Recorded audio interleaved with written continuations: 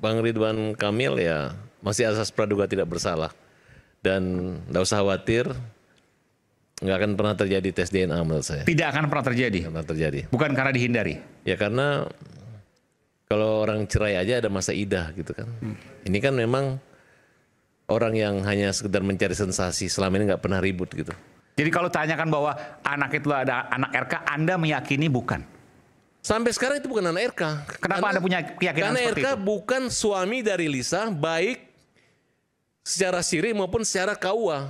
Bagaimana mengaku itu anak? Kan tes DNA nanti bisa bicara lain. Ya, buat apa? Tidak ada kepentingan tes DNA. Harusnya terbalik dong. RK mengaku itu anak gue, harus tes DNA. Kalau ibunya enggak, apalagi dengan proses bahwa dulu adanya kayak jual belilah kira-kira. Acara ini dipersembahkan oleh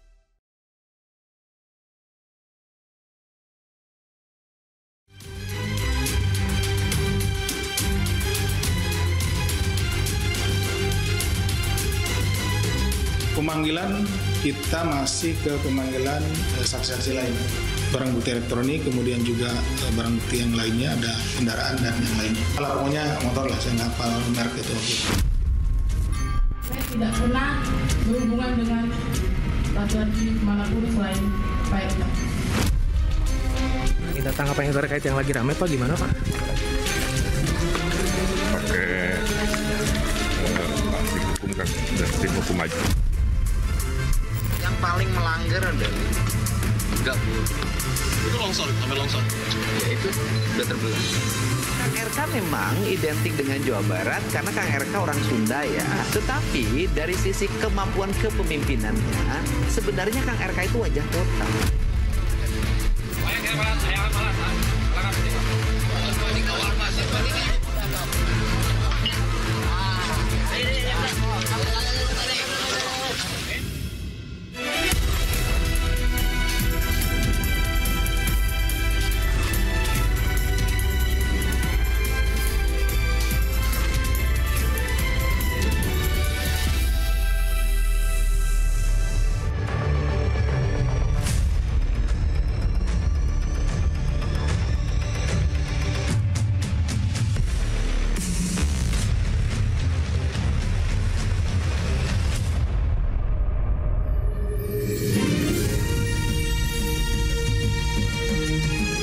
Disiarkan langsung dari studio MNC Conference Hall iNews Tower Jakarta. Inilah Rakyat Bersuara bersama Aiman Wicaksono.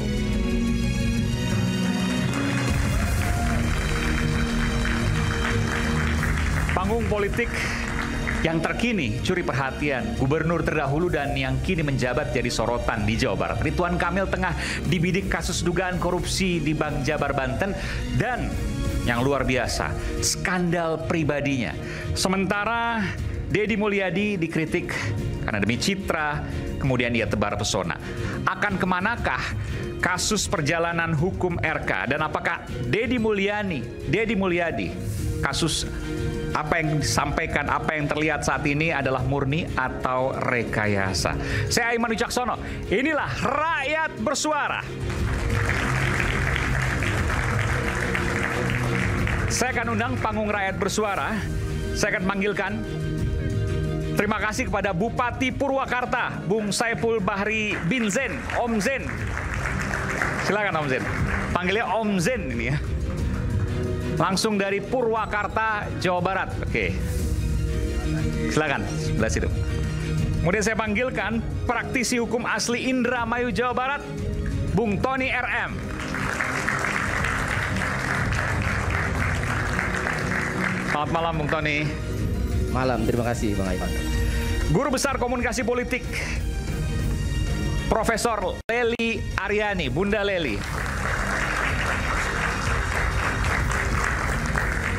Selamat malam Bunda Lely. Sebelah sini Bu, sebelah sini.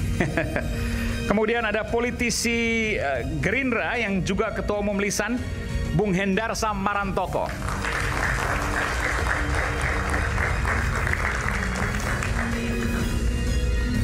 Siap. Kemudian ada praktisi hukum. Ini kalau saya bilang praktisi hukum spesialis artis, Bung Farhad Abbas. Apa kabar Bung Farhad? Lama nggak berjumpa ini. Rambutnya udah beda sekarang. Apa kabar, Bung? Baik. Fakir batin juga. Kemudian pakar komunikasi politik Universitas Gadjah Mada, UGM, Bung Nyarwi Ahmad. Kalau Bunda Leli dari LSPR sebut ya. Teman juga. Oke. Terima kasih. Tadi saya sempat menyampaikan bahwa kasus RK ada kasus di Bidik Bank Jabar Banten, BJB ya. Tapi ada yang luar biasa. Yang luar biasa adalah kasus skandal pribadi yang sekarang mengemuka dengan sangat luar biasa.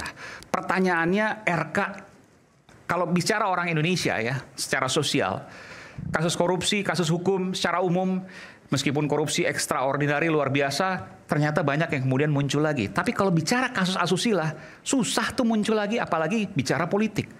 Artinya karir politik RK dengan adanya kasus ini, Lisa Mariana, habis. Pertanyaannya, ia habis atau dihabisi? Ada yang mau jawab? Bung Farad, silakan. Itu memang niatnya kan untuk menghabisi Ridwan Kamil. Untuk menghabisi? Ya, karena peristiwa adanya orang nekat yang ibaratnya transaksional ya. Kemudian mereka melakukan perang media sosial, kemudian sampai mengajukan konferensi pers dengan menunjuk pengacara gitu. Agak aneh aja menurut saya, makanya saya nasihati lawyer-lawyer. Dalam kasus asusila atau kaitannya dengan ibaratnya prostitusi lah kira-kira begitu. Iya. Ya harusnya kan pembuktian dulu gitu. Dan tidak secara vulgar untuk mempermalukan. Karena Pak Ridwan Kamil ini adalah orang yang berpengaruh dan mantan gubernur, mantan wali kota ya. Nah kemudian mereka dengan menuduh hanya untuk mempermalukan aja gitu. Makanya saya bilang kok berani banget kalian. Tapi kan ada pertanyaan juga dari publik. Perlawanan dari Ridwan Kamil seolah nggak ada. Jangan-jangan ini benar. Kan itu pertanyaan publik. Ya kita lihat kalau bahwa perkara-perkara begini ini kan kalau makin dilawan kan makin viral kan mereka untuk mempermalukan. Tidak ada untungnya gitu. Diam. Jadi Anda menyangsikan bahwa ini benar-benar terjadi. Bukan, budaya Indonesia itu tidak seperti ini gitu. Nah, sedangkan persidangan aja itu untuk perkara-perkara yang menyangkut anak di bawah umur, asusila, pemerkosaan itu tertutup gitu. Nah, ini vulgar, terbuka, konferensi ini pers. vulgar sengaja dan menggunakan jasa lawyer loh. Nah, makanya gimana kalau misalnya ternyata tidak benar? Kan jelas bahwa ada keterangan saksi bahwa mengatakan bahwa dia umur 21 baru habis haid. Ya kan, habis haid itu berarti nggak mungkin. Kemudian ada percakapan dia dengan teman, pengakuan yang secara terbuka bahwa mungkin dia nggak mungkin mengandung, nggak mungkin. Ya, tidak mungkin. Ya, itu saya belum tentu dong, tergantung siklus itu kan. Ya, bukan masalah siklus kalau namanya waktu nanti perempuan yang bisa menjawab. 1/14 ya dokter kan. Saya punya pengalaman juga karena saya punya program waktu pernah berumah tangga dulu. Nah, kemudian ada pernyataan memang bahwa dia pernah hamil dengan laki-laki lain, ada chatnya juga. Tujuannya adalah materi.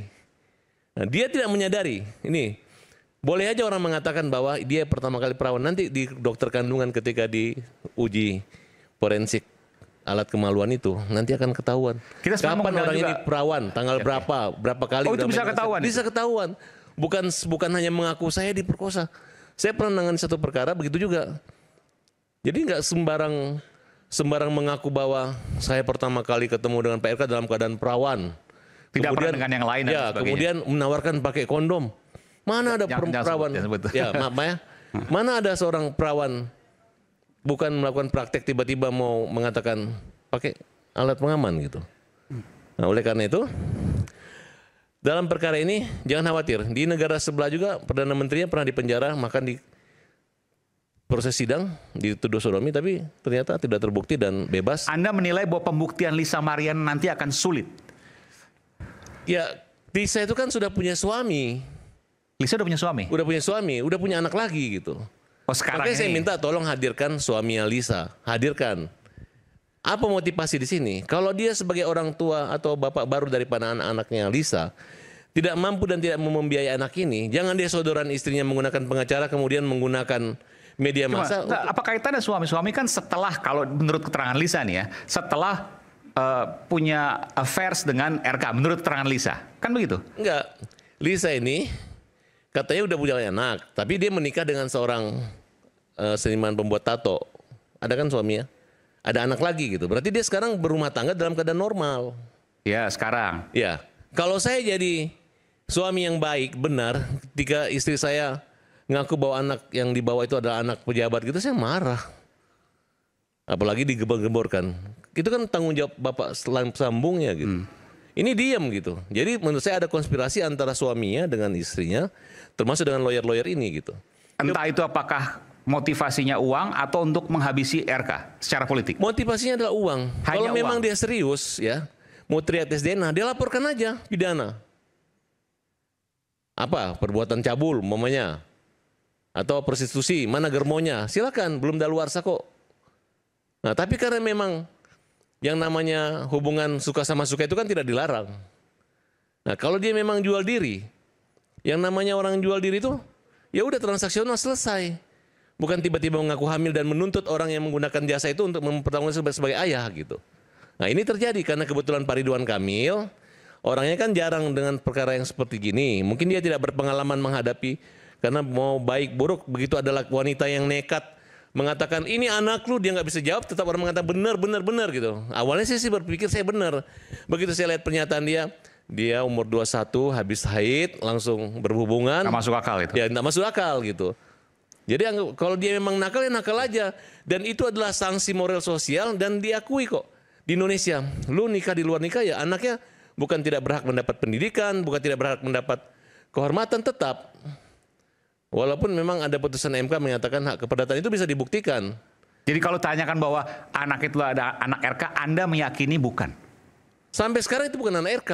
Kenapa Anda punya keyakinan karena seperti RK itu? bukan suami dari Lisa, baik secara siri maupun secara KUA. Bagaimana mengaku itu anak? Kan tes DNA nanti bisa bicara lain. Ya, buat apa? Tidak ada kepentingan tes DNA. Harusnya terbalik dong. RK mengaku itu anak gue, harus tes DNA. Kalau ibunya enggak, apalagi dengan proses bahwa dulu adanya kayak jual belilah kira-kira. Bukan kan begini. Misalnya dia tidak mengakui, RK tidak mengakui. Tapi kemudian ketika tes DNA kan itu akan terbukti misalnya. Ya, ataukah tidak terbukti, nanti kita nggak tahu. Ya buat apa? Kalau saya juga kalau ada 5.000 orang mengaku DNA, saya nggak mau juga. Kecuali mamanya nih, pernah terjadi perbuatan apa, ada pidananya, kemudian dilaporkan. Nah, untuk membuktikan itu atas perintah penyidikan. Boleh-boleh saja, tapi kalau hanya heboh-heboh di media sosial nggak ada gunanya. Dan saya sudah pastikan bahwa pengakuan orang itu kan nggak bisa diulang 2 kali gitu. Termasuk, pemerasan dong ini jadinya. Ya, menurut saya ini pemerasan. Anda menduga ini pemerasan? Pemerasan, karena dia pernah menerima uang gitu. Kalaupun Pak Ridwan Kamil pernah memberi uang kepada wanita ini, ya mungkin karena dia sebagai gubernur dan dia mungkin ditipu, bilang dia masih mahasiswa, ternyata tidak digunakan untuk sekolah. Dan itu tidak ada kaitannya dengan anak itu. Dan biasa aja daripada ribut, mungkin dia pernah, ya namanya orang hilap kan, saya tidak membantah kan nama hubungan pribadi. Tapi sepanjang tidak ada bukti, tidak ada saksi, tidak bisa. Tidak bisa dia mengaku bahwa aku pernah tidur 2 kali begini-begini, nggak bisa gitu. Nanti dia ketika dia diperiksa, dites sama dokter ahlinya, nanti ketahuan kok. Dia perawan usia berapa, ketahuan. Oh itu bisa kelihatan? Pasti ketahuan. Dan bisa ketahuan dia minggu lalu habis berhubungan dengan laki-laki ini, kalau misalnya dia mengatakan ini masih bisa ketahuan.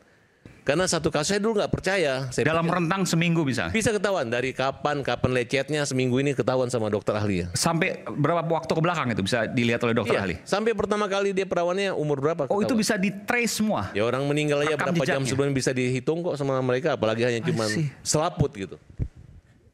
Anda yakin itu? Itu bisa? Yakin, bukan hanya keriput yang punya usia, selaput juga punya usianya gitu. Oke, luar biasa. Ada perbedaan pendapat? Silakan.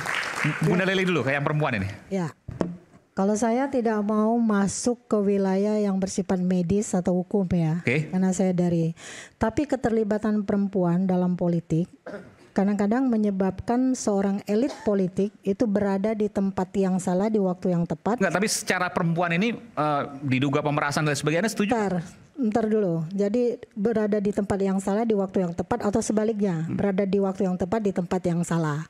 Mungkin yang menimpa RK adalah salah satu dari hal itu, ya. Peristiwa ini bukan kali ini, Kang. Kang, bahwa sebetulnya di 2012 kalau tidak salah kita masih ingat hebohnya peristiwa yang terjadi pada politisi Golkar waktu itu. Dan kita hampir tiap hari membahasnya di TV waktu itu. Saya masih ingat pertama kali. Video yang tersebar ya? Video yang dengan inisial awal huruf Y waktu itu. Iya, kita nggak usah nyebut, tapi kita memori itu masih melekat di benak publik. Iya. Apa yang terjadi? Kemudian politisi itu ya seperti dihabisi. Meskipun dia berusaha bangkit, Susah sampai sekarang pun susah. Betul. Tapi para koruptor bisa dengan serta-merta bangkit kembali. Makanya kadang-kadang dibilang harta tahta wanita. Padahal dengan jabatan politiknya dia mendapatkan tahta, kemudian dia mengumpulkan harta, lalu dilengkapilah dengan wanita. Nah persoalannya kan berputar seperti lingkaran setan di sekeliling itu. Apa yang terjadi pada Ridwan Kamil sampai detik ini saya tidak tahu benar atau salah. Di mana benarnya, di mana salahnya. Cuma sebagai perempuan saya bilang, apa iya sih 2 bulan langsung tahu hamil, 2 minggu, bukan. Kan biasanya saya aja yang baru menikah waktu itu, 1 bulan pertama kok belum, masih mens sih gitu kan. Masih kosong gitu kan. Oh karena Anda penyiar radio mungkin ada gelombang suara, berhenti jadi penyiar kata bapaknya gitu kan. Nah dinamika semacam ini terjadi di perselingkuhan di panggung politik. Jadi ada sebuah penelitian yang dilakukan oleh mahasiswa saya. Sekarang dia sudah almarhum dan saya ikut menemani dia mewawancarai pelaku-pelaku perselingkuhan di panggung politik itu. Jadi dia tidak mencari tahu mengapa orang berselingkuh, tapi bagaimana orang berselingkuh. Nah yang kemudian menyeret elit-elit politik itu ke pusaran kasus yang kemudian menenggelamkan dia. Jadi fenomenanya yang terjadi dari hasil penelitian itu ada 2. Yang pertama hasil rekayasa, yang kedua memang ketidakkuatan iman dia gitu. Nah inilah yang menyebabkan orang-orang, padahal kan di sekeliling dia selalu ada wanita-wanita cantik. Dari mulai umur 18 barangkali gitu kan, sampai umur berapa yang menggoda dia. Sepanjang dia tidak kemampuan untuk memanajerialkan dirinya sendiri, maka itu bisa menjadi alat propaganda politik. Jadi karena dia menjadi alat propaganda politik bisa menenggelamkan dia. Jadi apakah dia sengaja dihabisi? Bisa jadi. Bisa jadi. Pertanyaannya kalau dihabisi sama siapa? Mungkin. Nah, jadi kemarin dalam banyak diskusi yang sudah kita lakukan membahas kasus ini, kita bilang banyak yang membela laki-laki kan. Oh Bu, laki-laki kan 90% pasti seperti itu katanya. Ada 1000 lelaki 2 yang jujur katanya. Ingat gak hasil penelitian Nike L. Tobing pada tahun 2004? Yang mengatakan 2 dari 3 lelaki mengatakan dia pernah berselingkuh. Tapi istrinya tidak tahu. Jadi beruntunglah istri-istri yang tidak tahu suaminya berselingkuh gitu kan. Nah dan anehnya gitu, yang mengetahui itu adalah pelakunya adalah pejabat-pejabat publik. Yang zaman dulu fenomenanya bahkan lebih sadis lagi Kang Eman. Bahwa setiap pejabat misalnya ingin melakukan pemeriksaan ke suatu instansi, suatu tempat, itu yang disiapkan bukan hanya makanan, minuman, bukan hanya uang. Tapi juga di kamarnya sudah ditaruh. Di mana itu? Banyak itu. Yang jelas bukan boleh Indonesia. Buka Google. Yang jelas bukan Indonesia kan? Di negeri Konoha katanya gitu. Nah, artinya kalau orang yang masuk ke panggung politik harus bersiap-siap nih dengan skala skenario itu. Jadi Anda akan disodorkan dengan uang, dengan perempuan, atau dengan jabatan yang lebih tinggi. Silakan pilih. Anda akan mengelolanya seperti apa. Jadi apakah ia dihabisi? Itu pertanyaan yang harus kita jawab nantinya. Setelah kasus ini memang masuk ke ranah hukum. Bung Hendar Samana tadi mau menyampaikan sesuatu, silakan. Ya, terima kasih. Mau menyanggah apa yang disampaikan oleh Bung Farhad atau apa? Ya, yang satu pertama hikmah daripada apa yang terjadi pada Pak RK ini bahwa memang tantangan dan godaan sebagai seorang pejabat publik itu sangat besar. Ya, jadi tantangan itu kan bisa terbagi 2. Ya, artinya apakah tantangan itu tantangan dan godaan itu dan cobaan yang dihadapi saat ini itu bisa berasal dari dia sendiri atau memang di-create oleh orang lain. Kalau untuk kasus RK ini yang mana? Aduh, saya susah menyimpulkannya. Tapi saya melihatnya begini ya. Saya agak lumayan sependapat dengan apa yang dikatakan oleh Bung Farhad. Ya bahwa memang terlihat sekali 25 tahun lebih saya kurang lebih berpraktek ya gini, kita tahu lah ya. Saya juga sempat pegang beberapa artis. Pengacara kan? Pengacara sebagai bukan dokter kan? Kalau dokter nanti nggak tahu deh masalahnya gitu kan. Bung Farhad juga tahu. Jadi cara-cara mentreatment ya, cara-cara untuk mencari gimmick-gimmick dalam perkara ini kan kita udah tahu lah ya. Caranya kayak gini. Jadi saya ambil contoh yang paling gampang tuh seperti ini kayak gini ya. Kalau memang ini dianggap kasus kasus pencabulan, perzinahan, yang harus dilakukan pertama kali itu adalah melakukan upaya hukum terlebih dahulu. Itu kalau yang mau benernya. Jadi dia lakukan upaya hukum terlebih dahulu, baru kemudian dia bisa beberkan fakta-faktanya. Tapi yang terjadi kan tidak seperti itu ya, Bung Farhan, nggak gitu kan? Dia cuap-cuap terus kan? Viralkan dulu. Dia memviralkan, ngomong. Karena dia mengatakan bahwa dia punya bukti dan kemudian publik akan melihat bahwa pihak Pak RK misalnya itu tidak melakukan perlawanan dengan sepadan. Nah, ini yang jadi masalah. Jadi persepsi publik sudah terbentuk saat ini. Itu yang kita mau sekaligus bahas di sini. Ini yang ingin kita simpulkan, bahwa targetnya bukan target tentang masalah hukumnya. Targetnya adalah ingin mendowngrade Pak RK, kan seperti itu. Patut diduga. Iya, ingin membawa masalah ini masalah ini ke masalah publik. Ya kan gitu kan? Ada apa namanya itu? Ada tidak perselingkuhannya, ada tidak persetubuhannya, ada tidak persinahannya, ya kan? Di satu sisi Pak RK sudah menyatakan hal yang sebaliknya. Adakah semua itu? Tentu nanti kita akan bahas selepas jeda. Kami akan kembali saat lagi. Tetaplah bersama kami di Rakyat Bersuara.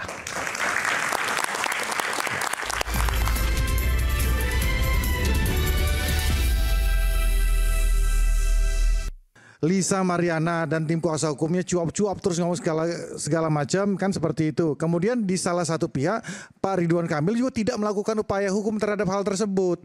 Kan itu masalah yang pokok kan. Ketika upaya hukum itu dilakukan oleh kedua belah pihak, Lisa Mariana bisa lapor. Pak Ridwan Kamil juga bisa melaporkan ada pencemaran nama baik kan, seperti itu kan. Nah, kalau ketika ini berjalan, jadi masalah ini ya kan nggak akan kayak gini jadinya. Kebetulan di sini ada Bupati Purwakarta yang tahu sedikit banyak tentang kondisi sosiologis masyarakat di Jawa Barat. Saya tanya ke Om Jen. Om Jen, kalau kasus Ridwan Kamil gini, secara politik masyarakat Jawa Barat itu melihat RK habis sudah. Pakai ini, mohon maaf. Iya, Anda setuju apa Anda punya perbedaan pendapat? Bisa kok. Kalau saya melihat ya tergantung ya sosoknya ya. Enggak habis juga. Jadi tergantung sosok RK. Siapa. Oke, gimana maksudnya? Nah, cuman RK ini kan kalau menurut pendapat saya, secara pribadi melihat bahwa dia dipersonifikasikan sebagai laki-laki yang setia. Suami yang setia. Ya, suami yang manggil setia. Istrinya Bu Cinta dan begitu misalnya publik melihat apa yang terjadi saat ini, kan ada kekecewaan publik. Nah, entah kemudian masyarakat ini secara politik bisa memaafkan atau tidak dengan kondisi Pak Ridwan Kamil saat jawabannya? ini ya. Ya, jawabannya sih kalau menurut saya laki-laki bisa ya. memaafkan nggak masyarakat laki-laki Jawa ya. Barat? Memang kekecewaan publik itu pasti ada tentang tadi, karena Emil dipersonifikasikan sebagai sosok laki-laki yang setia. Tapi andai ya kita tidak melihat bahwa itu benar atau salah ya. Jadi ketika orang ditersangkakan misalnya bahwa dia bla bla bla bla, terus mengakui bahwa iya memang saya hilaf, saya melakukan itu dan ini sudah terjadi. Nah, biasanya bukan hanya orang Jawa Barat, orang Indonesia ini, orang Timur ini mudah memaafkan biasanya. Dan saya mengaku bahwa saya telah berselingkuh dengan LM misalnya. Misal. Lalu kemudian masyarakat Jawa Barat seiring waktu pasti akan maafkan. Itu keyakinan Anda? Lambat laun memaafkan. Dan itu bukan hanya orang Jawa Barat. Kita Indonesia, orang Timur itu sangat mudah untuk memaafkan. Gitu. Jadi itu yang Anda yakini itu? Ya. Bung Tony, Anda punya pendapat yang berbeda atau Anda setuju dengan apa yang disampaikan? Ada di Jawa Barat juga nih soal ini. Ya. Mau maju bupati, saya nggak tahu juga nanti. Terima kasih Bung Aiman. Saya sebagai warga Jawa Barat dan juga diundang di sini sebagai praktisi hukum. Terlebih dahulu saya ingin menyampaikan begini. Ini temanya ini kan panggung terkini. RK dibidik, Deddy Mulyadi dikritik. Tadi berbicara masalah RK. Sekarang masalah Deddy Mulyadi dikritik. Nanti kita kesana. Saya mau mengatakan begini dulu. Kang Deddy Mulyadi ini belakangan memang banyak dikritik. Ini RK dulu nih, kenapa langsung ke Deddy Mulyadi? Belum. Iya, nanti saya ke sana. Oke, baik. Ya. Tapi ada video terakhir yang saya dengar dari Kang Deddy Mulyadi, ternyata beliau luar biasa menyikapinya.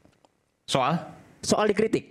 Oke. Karena dianggap Deddy Mulyadi melakukan tindakan itu berdampak ke RK kan.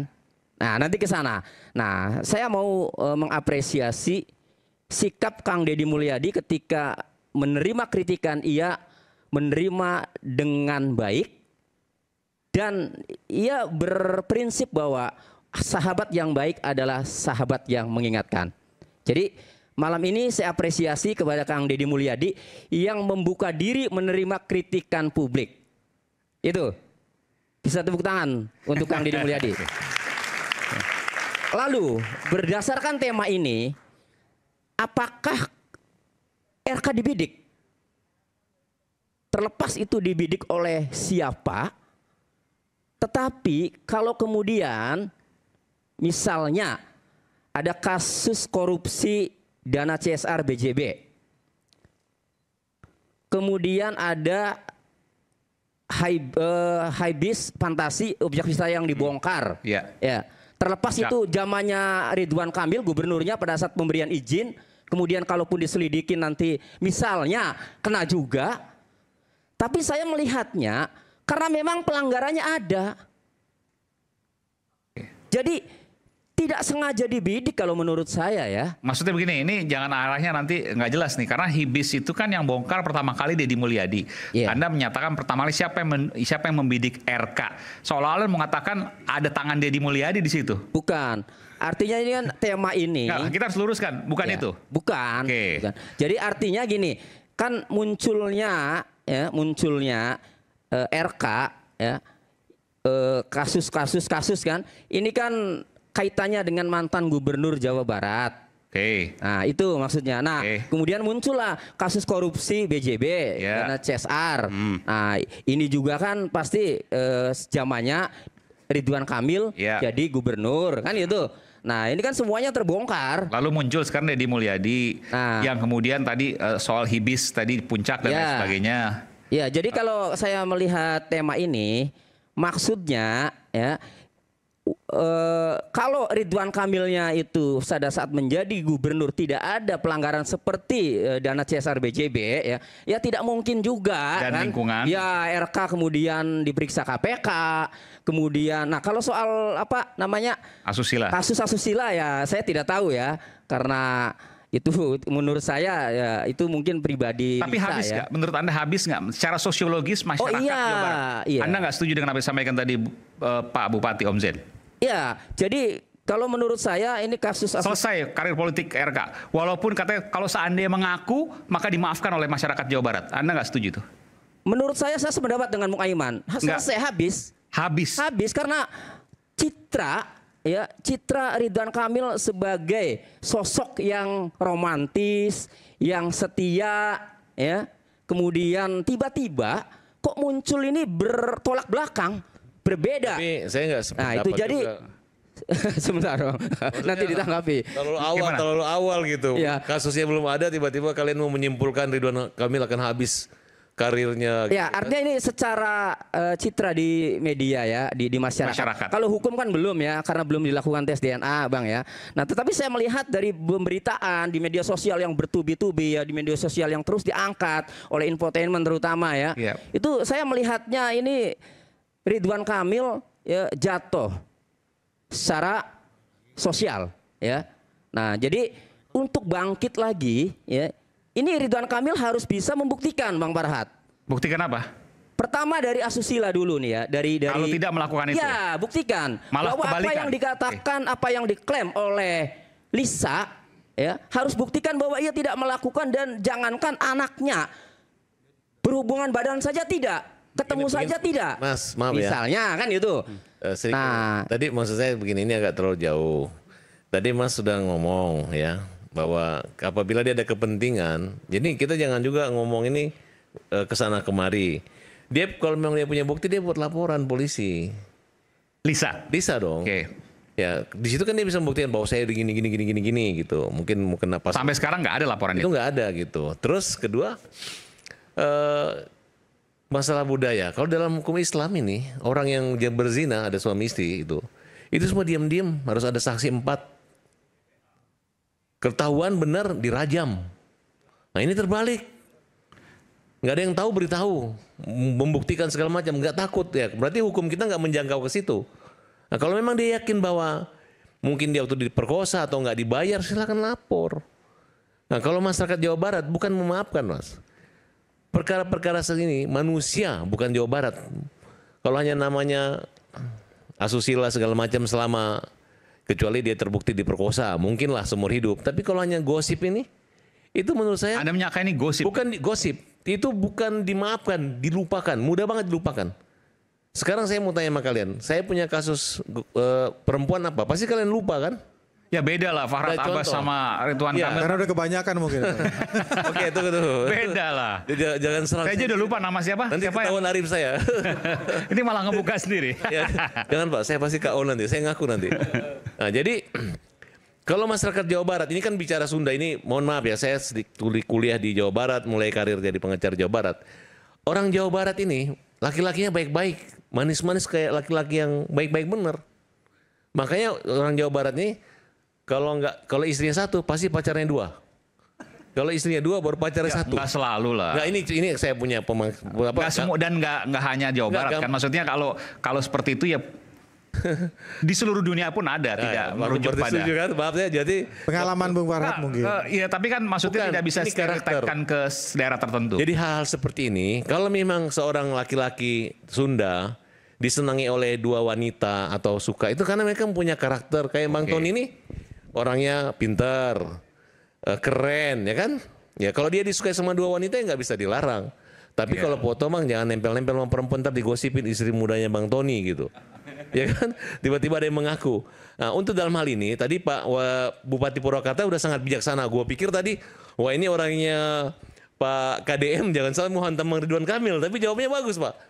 Bapak asal Pak Ridwan minta maaf. Itu kalau Pak Ridwan Kamil sudah terbukti dihukum, dia meringankan hakim boleh. Tapi kalau dia merasa tidak, ini perkara pemerasan kok, tujuannya uang, ditunggu muncul nggak uang gitu. Ya. Bahkan ketika ada chat yang palsu katanya dikasih 2,5 miliar dipamer-pamerin. Kalau saya malu tuh, cuman 2,5 miliar harga daripada damai dipamer-pamerin. Kecuali udah 50 M lah, mungkin saya pamer-pamerin. Tidak jelas dari mana chatnya. Tujuannya apa? Untuk propaganda, untuk viral, bukan keadilan di sini. Nah, dan lihat cara dia ngomong di TV. Begitu gini pengacara ditarik mic-nya. Ya kan? Mana harga diri wibawa seorang lawyer kalau digitu sama klien? Ya. Dan saya bilang, perkara ini tidak hanya Lina yang bisa dilaporkan, pengacaranya pun bisa. Kenapa? Ya. Saya aja bilangin Ahmad Dhani, anaknya nabrak 7 orang mati hanya bilang kalimat bodoh aja saya proses sidang kok. Jangan hati-hati loh di media sosial ini, dia ngomong di media. Makanya hati-hati. Apa yang menurut Anda bisa dilaporkan dari pengacara Lisa? Ini aku kasih contoh. Waktu dulu anaknya Ahmad Dhani nabrak 7 orang mati kan. Aku bilang Ahmad Dhani ayah bodoh. Oke. Kan ada hukum sosial, sanksi hukum adat, hukum sosial, asusila ada. Memang menurutku nih. Tapi ketika dilaporkan kena juga saya. Jadi tersangka juga dia. Tersangka juga. Apalagi yang namanya lawyer yang nggak jelas-jelas ini anak, tiba-tiba nanti di tengah saya minta maaf. Apalagi ada bukti yang dimiliki oleh Pak Ridwan Kamil bahwa wanita ini sama Ayu itu mengatakan bahwa dia udah pernah hamil dengan menyebutkan nama laki. Catnya ada. Belum lagi forensik di dalam. Ini kan hanya berani nekat aja. Hanya gara-gara modal pernah bertemu, pernah modal dikasih uang, dikasih sekolah. Lemah sekali buktinya. Hanya bersamaan.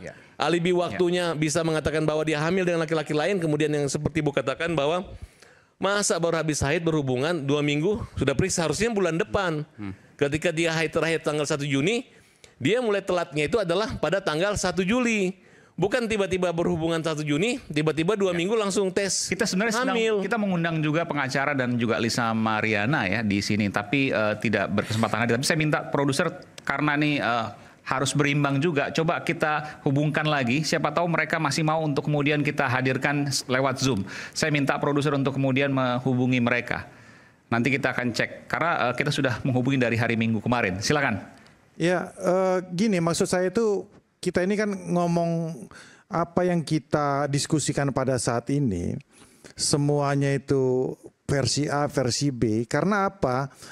Karena ini nggak ada tujuan finalnya. Hanya memeras? Ya bukan soal itu. Maksud saya semuanya itu boleh berbicara, semua boleh berpendapat, tapi proses hukumnya nggak jalan.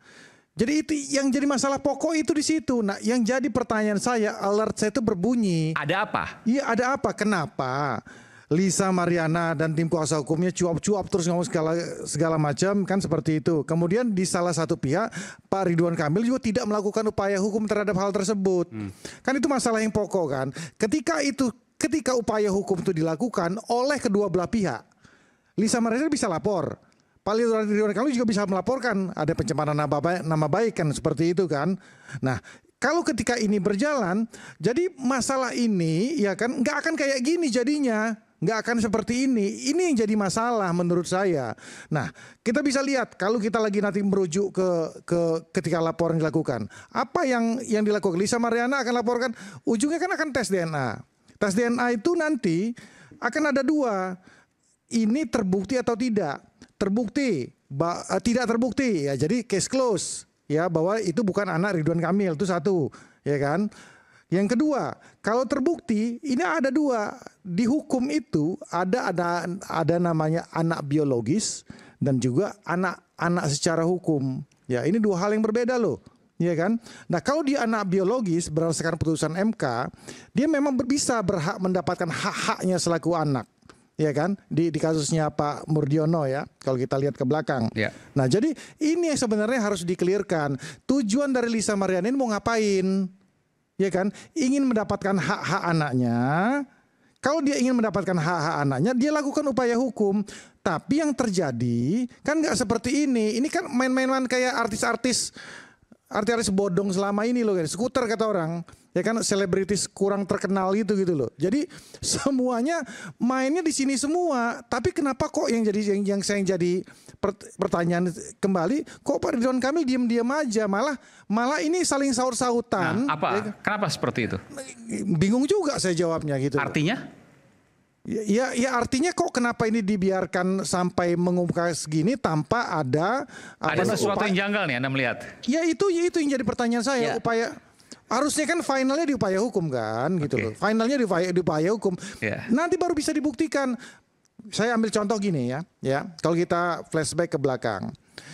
Ini junior saya Rasman Nasution. Ya, saya junior walaupun tampang saya lebih baby face. Mantan pengacara, ya kan? Kenapa dia kena? Kenapa dia kena masalah hukum dengan Hotman Paris? Ya kan? Karena dia cuap-cuap dulu, kemudian dia tidak laporkan ke polisi. Itu dia kenanya, itu dia kena pencemaran nama baiknya di situ. Yang harus dilakukan kalau seseorang yang punya jam terbang yang tinggi, ya kan? Dia harus laporkan dulu ke polisi, baru kemudian dia bisa sampaikan faktanya begini-begini. Dia punya legal standing untuk lakukan itu.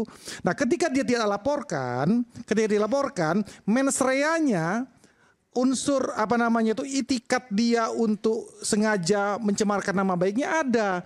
Nah, itu yang dilakukan. Sebenarnya ini Lisa Mariana bisa kena karena dia cuap-cuap ke media, tapi dia tidak melakukan upaya hukum. Nah, tapi masalahnya Pak Ridwan Kamil juga tidak melakukan upaya hukum untuk melakukan hal tersebut. Kan ini kan jadi sesuatu yang menjadi sesuatu yang menurut saya agak sedikit janggal juga kita ngelihatnya. Jadi saya sarankan kedua-duanya lakukan upaya hukum. Ya kan, dengan versinya masing-masing. Artinya begini, kalau seandainya Ridwan Kamil memang tidak melakukan hal tersebut, maka dengan sangat mudah ia tinggal melaporkan, lalu kemudian Lisa, bahkan pengacara tadi menurut Bung Farhad itu bisa terkena pasal pencemaran nama baik. Ya. Tapi kenapa kemudian Ridwan Kamil tidak melaporkan? Itu hal yang janggal dan tanda tanya besar. Ada apa di balik itu semua? Kita akan kembali saat lagi. Isu hangat kadang bikin penat, apalagi kalau kita tidak bisa mencerna dengan cermat. Jangan lupa secangkir kopi yang hangat dan nikmat untuk menemani kebersamaan dalam program Rakyat Bersuara bersama saya Aiman Wicaksono. Kami kembali setelah jeda.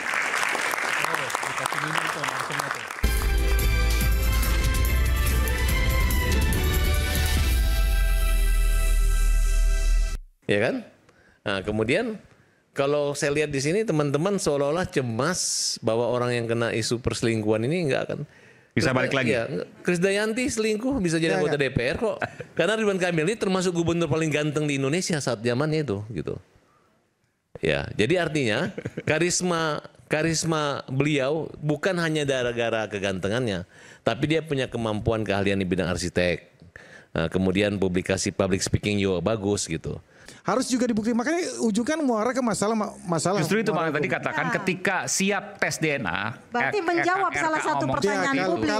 Seolah-olah punya persepsi menjawab satu pertanyaan publik bahwa terjadi hal tersebut yang Anda katakan. Tapi bukan anak gua gitu loh. Gini, intinya gini ya.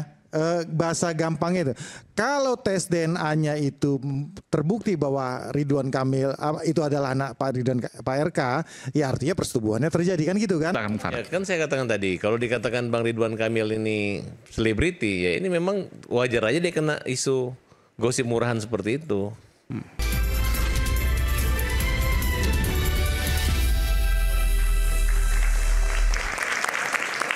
Di sini ada pakar komunikasi politik selain Bunda Leli, Prof. Bunda Leli, ada juga Bung Nyarwi Ahmad. Bung Nyarwi, Anda setuju dengan pernyataan saya? Ini kita nggak bicara soal dalam jangka waktu dekat, tapi kalau bicara soal elektoral pemilihan itu kan 2029. Dan RK dari kasus ini, apakah BJB dugaan korupsinya, lalu kemudian kasus ditambah lagi skandal pribadinya dengan Lisa Mariana, habis sudah karirnya. Anda setuju? Kecenderungan ke sana itu tinggi sekali. Tinggi sekali? Ya, kenapa? Begini. Pertama itu di Indonesia politik itu nggak bisa dilepaskan dari isu-isu yang moralitas, ya. Dan moralitas itu kan banyak ya. Misalnya kejujuran, tidak korupsi itu kan moralitas juga.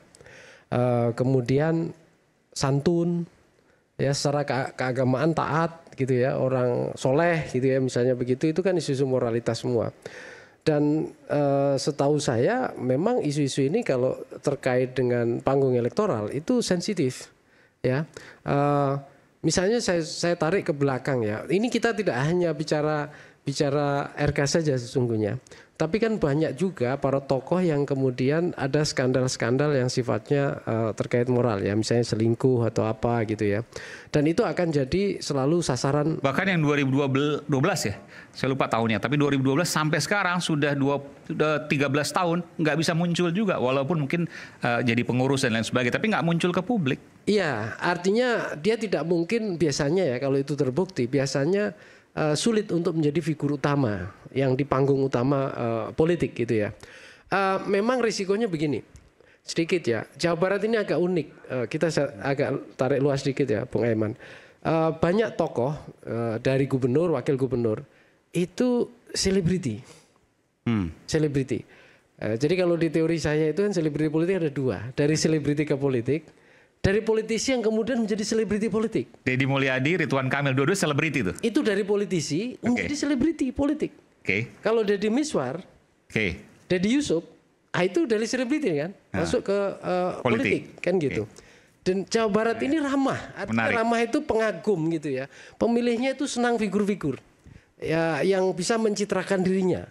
Bisa selebriti itu kan dia harus punya fanbase ya. Dan Pak Ridwan ini kan luar biasa berhasil dengan medsos, dia beradaptasi gitu ya, Pak RK ini ya. Kemudian ya figur ayah yang sempurna misalnya begitu, kira-kira begitu.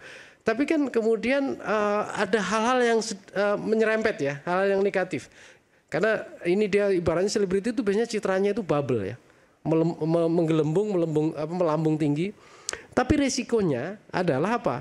Kalau bubble ini meletus. Bubble ini dia sudah di ujung puncak, tapi puncak ini mengarah ke ujung jurang, gitu ya. Yang sekarang terjadi di RK. Saya khawatir Pak RK ini di tepi jurang udah, gitu ya. Artinya, udah meletus belum bubble-nya? Pelan-pelan.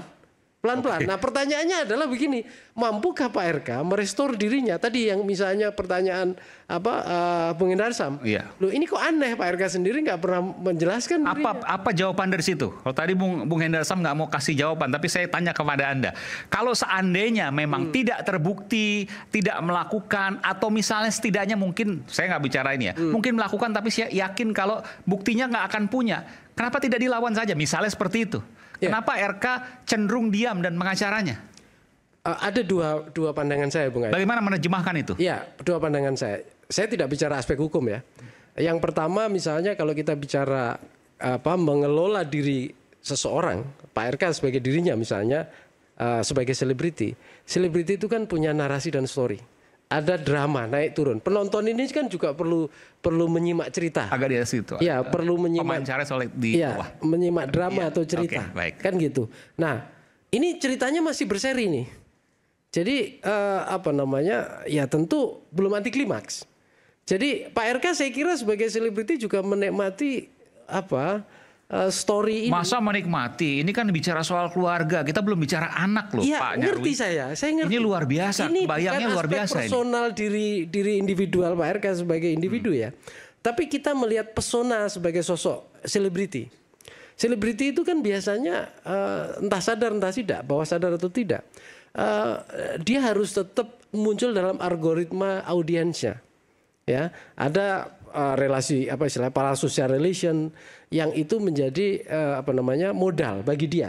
Ini dari aspek positif. Tentu dia mampu nggak gitu ya? Dia mampu nggak mengelola ini isu-isu ini? Saya contohkan begini deh. Bill Clinton misalnya. Ya.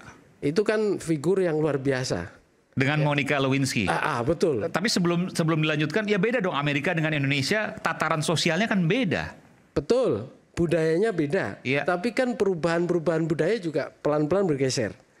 Dalam jangka pendek, ya tadi Pak Zen mengatakan mungkin kalau minta maaf orang memaafkan. Itu contoh ya budaya pemaaf. Tetapi budaya bahwa orang Indonesia tidak suka hal-hal yang menabrak moral, menabrak agama itu ada.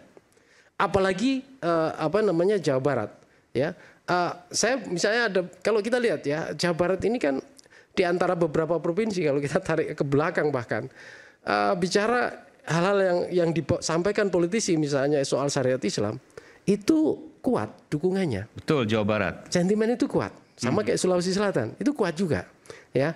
Artinya apa? Kalau hal yang melanggar norma moral itu ada semacam ketidaksukaan publik. Tapi pertanyaannya, ini sejauh berapa lama?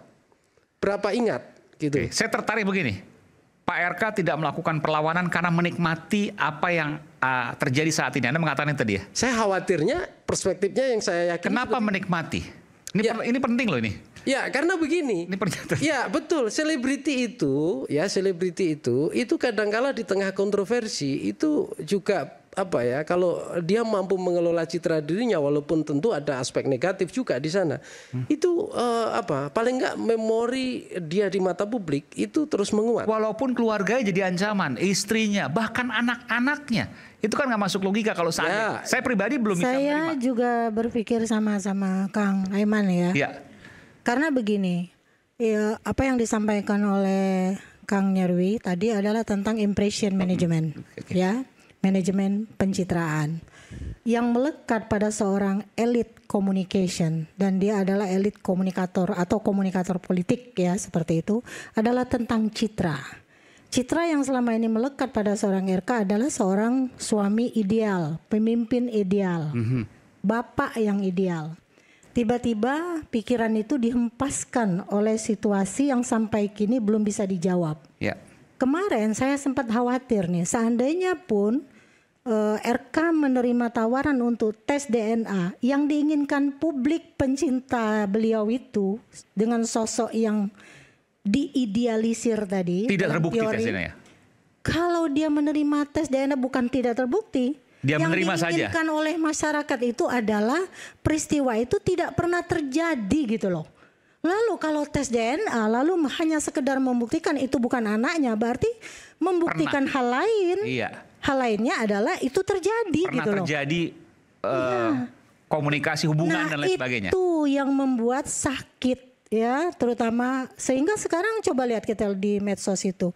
Justru pembelaan terhadap Bu Cinta begitu besar. Bener kan? Iya. Jadi semangat Bu Cinta, lawanmu terlalu berat katanya gitu. Salah satunya saya tertawa dalam hal ini simbol-simbol semacam itu.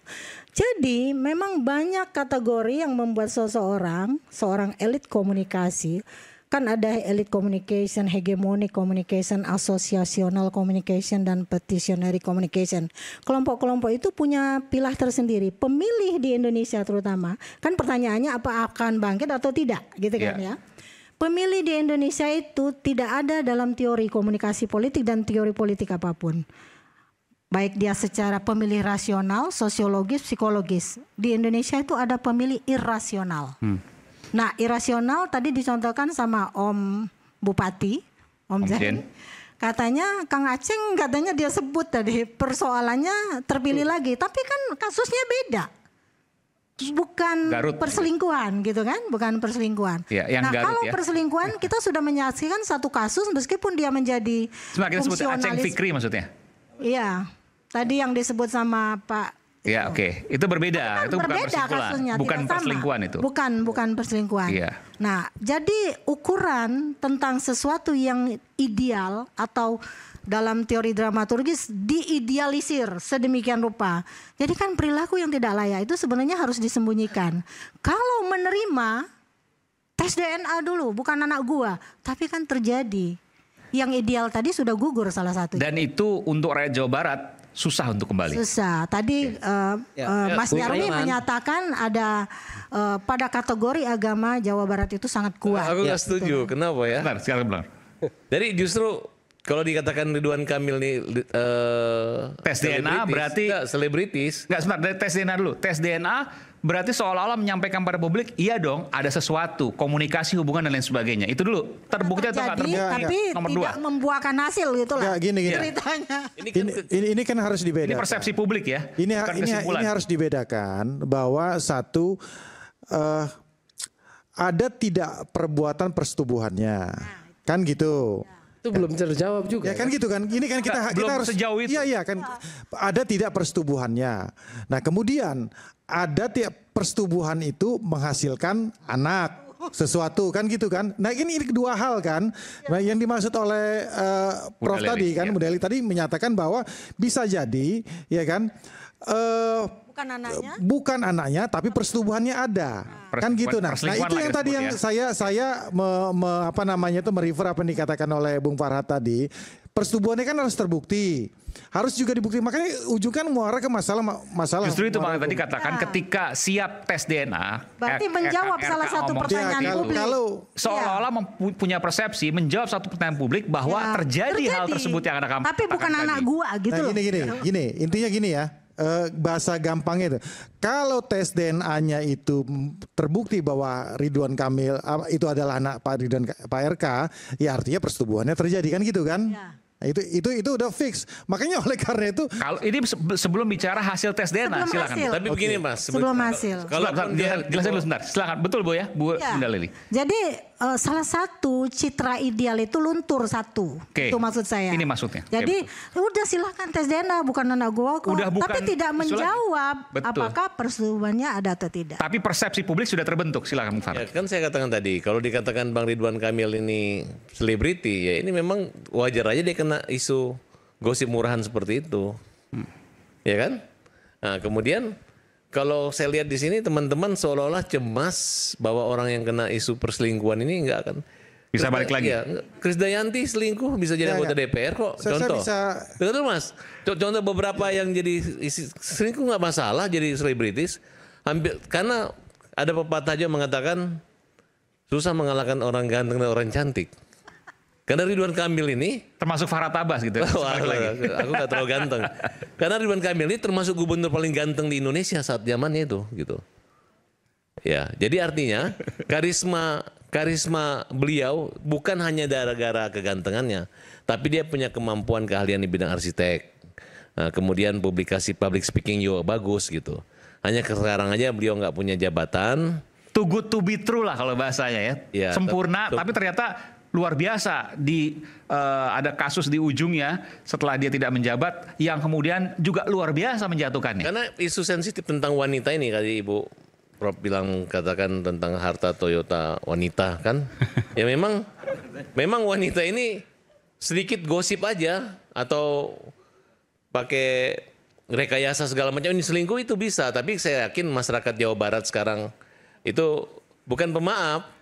Lebih modern, tidak hanya otaknya, ilmunya lebih bagus. Nah, justru saya mau menanyakan kepada Pak Bupati, ya Pak Bupati. Bapak kan sebagai ahli budaya, seniman juga di Purwakarta.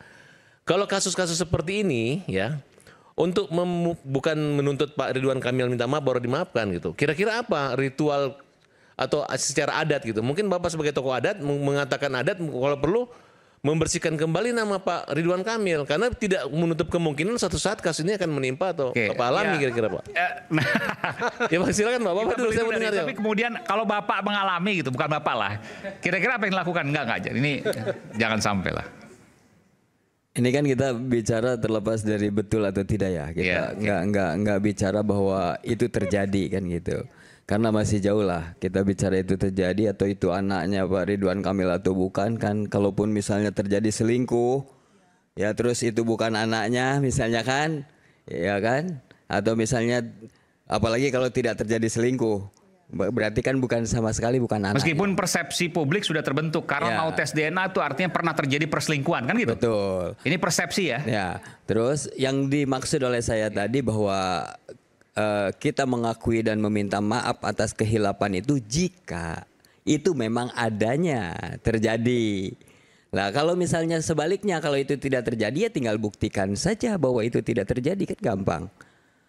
Ya kan? Permasalahannya sampai sekarang tidak ada upaya yang dilihat tadi oleh Bung Hendarsam, oleh Bunda Leli, Prof. Leli. Ada upaya tersebut, itu yang jadi pertanyaan. Ada apa di balik ini? Nah, ketika apakah benar itu tidak ada publik akan upaya berpikir bahwa jangan-jangan benar terjadi perselingkuhan atau ada hal lain? Apa salahnya RK menjawab, saya tidak pernah berselingkuh. Nah, saya tidak pernah ketemu dia. Gitu. Apa salahnya menjawab? Kalau tidak berselingkuh. Kalau berselingkuh, mohon maaf, saya laki-laki, saya ganteng, saya hilaf dan saya sudah berselingkuh. Dan masyarakat Jawa Barat bisa menerima itu? Ya saya pikir masyarakat bukan hanya Jawa Barat, Indonesia ini orang timur, dia mudah melupakan dan memaafkan. Kan kalau persoalan politik itu kan bukan hanya perkaitannya dengan masyarakat secara keseluruhan ya, karena terkait elit politik. Kadang-kadang kan kalau dia untuk menjadi politik tetap stabil, dia harus tetap di partai politik. Kadang elit partai ini nggak nerima. Bukan berarti masyarakat. kalau terjadi pada Om, ya kan? Aman gitu loh. Bukan. Saya tambahkan ya, biar saya tambahkan biar kita bisa tahu bahwa ada dua klasifikasi seorang selebritis dan artis Mbak. Untuk seorang artis ketika dia kalau kita melihat flashback ke belakang, ketika mengalami kasus-kasus asusila, dia nggak susah untuk comeback. Untuk kita kasus A, C segala macam videonya di mana-mana, dia nggak susah untuk comeback. Karena dia memang berhubungan langsung dengan masyarakat. Itu yang dikatakan oleh Om Zen tadi. Karena masyarakat Indonesia itu adalah masyarakat yang pemaaf dan pelupa. Nah itu yang pasti. Tapi untuk konteks masalah kalau dia adalah seorang politisi, ini jangan lupa. Bukan masalah itu, ada barriernya. Barriernya itu adalah partai politik. Partai politik ini yang akan menyaring. Ini kalau ada seorang yang tanda kutip ya maaf ya, kalau ya kasusnya abu-abu, kalau Krisdayanti ini kan gosip ya. Tapi kalau kasusnya yang sudah jelas sampai udah ada videonya segala macam, mana ada partai politik yang mau ngambil untuk mengendorse lagi, itu mendowngrade partai politik itu sendiri. Makanya oleh karena itu partai politik ini garda terakhir dari moral daripada para politisi ini. Nah ini yang jadi masalah. Jadi ini nggak bisa dicampur adukan menjadi satu. Kenapa ini? Itu, Mas Nyarwi? Ya, nyambung Bung Eman. Nanti saya akan ke Bung Nyarwi. Tapi kita sadar nggak bahwa kenapa kemudian kita bicarakan soal Jawa Barat ini? Sekarang panggung Indonesia yang terbesar mungkin bisa jadi bukan panggung Jakarta lagi, tapi tiba-tiba menyeruak panggung Jawa Barat. Apakah itu Deddy Mulyadi? Apakah Ridwan Kamil dengan kasusnya? Kenapa bisa terjadi demikian? Dan apakah nanti 2029 saingannya Pak Prabowo misalnya justru muncul dari Jawa Barat? Saya tidak tahu. Kita akan bicara selepas jeda. Kami akan segera kembali sesaat lagi.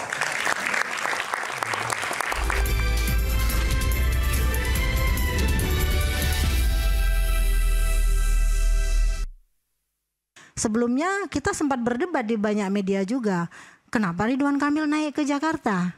Pergi ke Jakarta, padahal dia Jawa Barat banget waktu itu kan.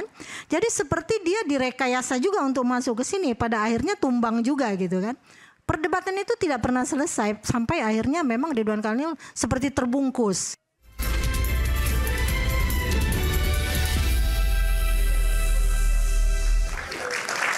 Kembali di Rakyat Bersuara. Saya ke Bung Nyarwi dulu. Bung Nyarwi, Anda setuju tadi ke Bunda Leli juga.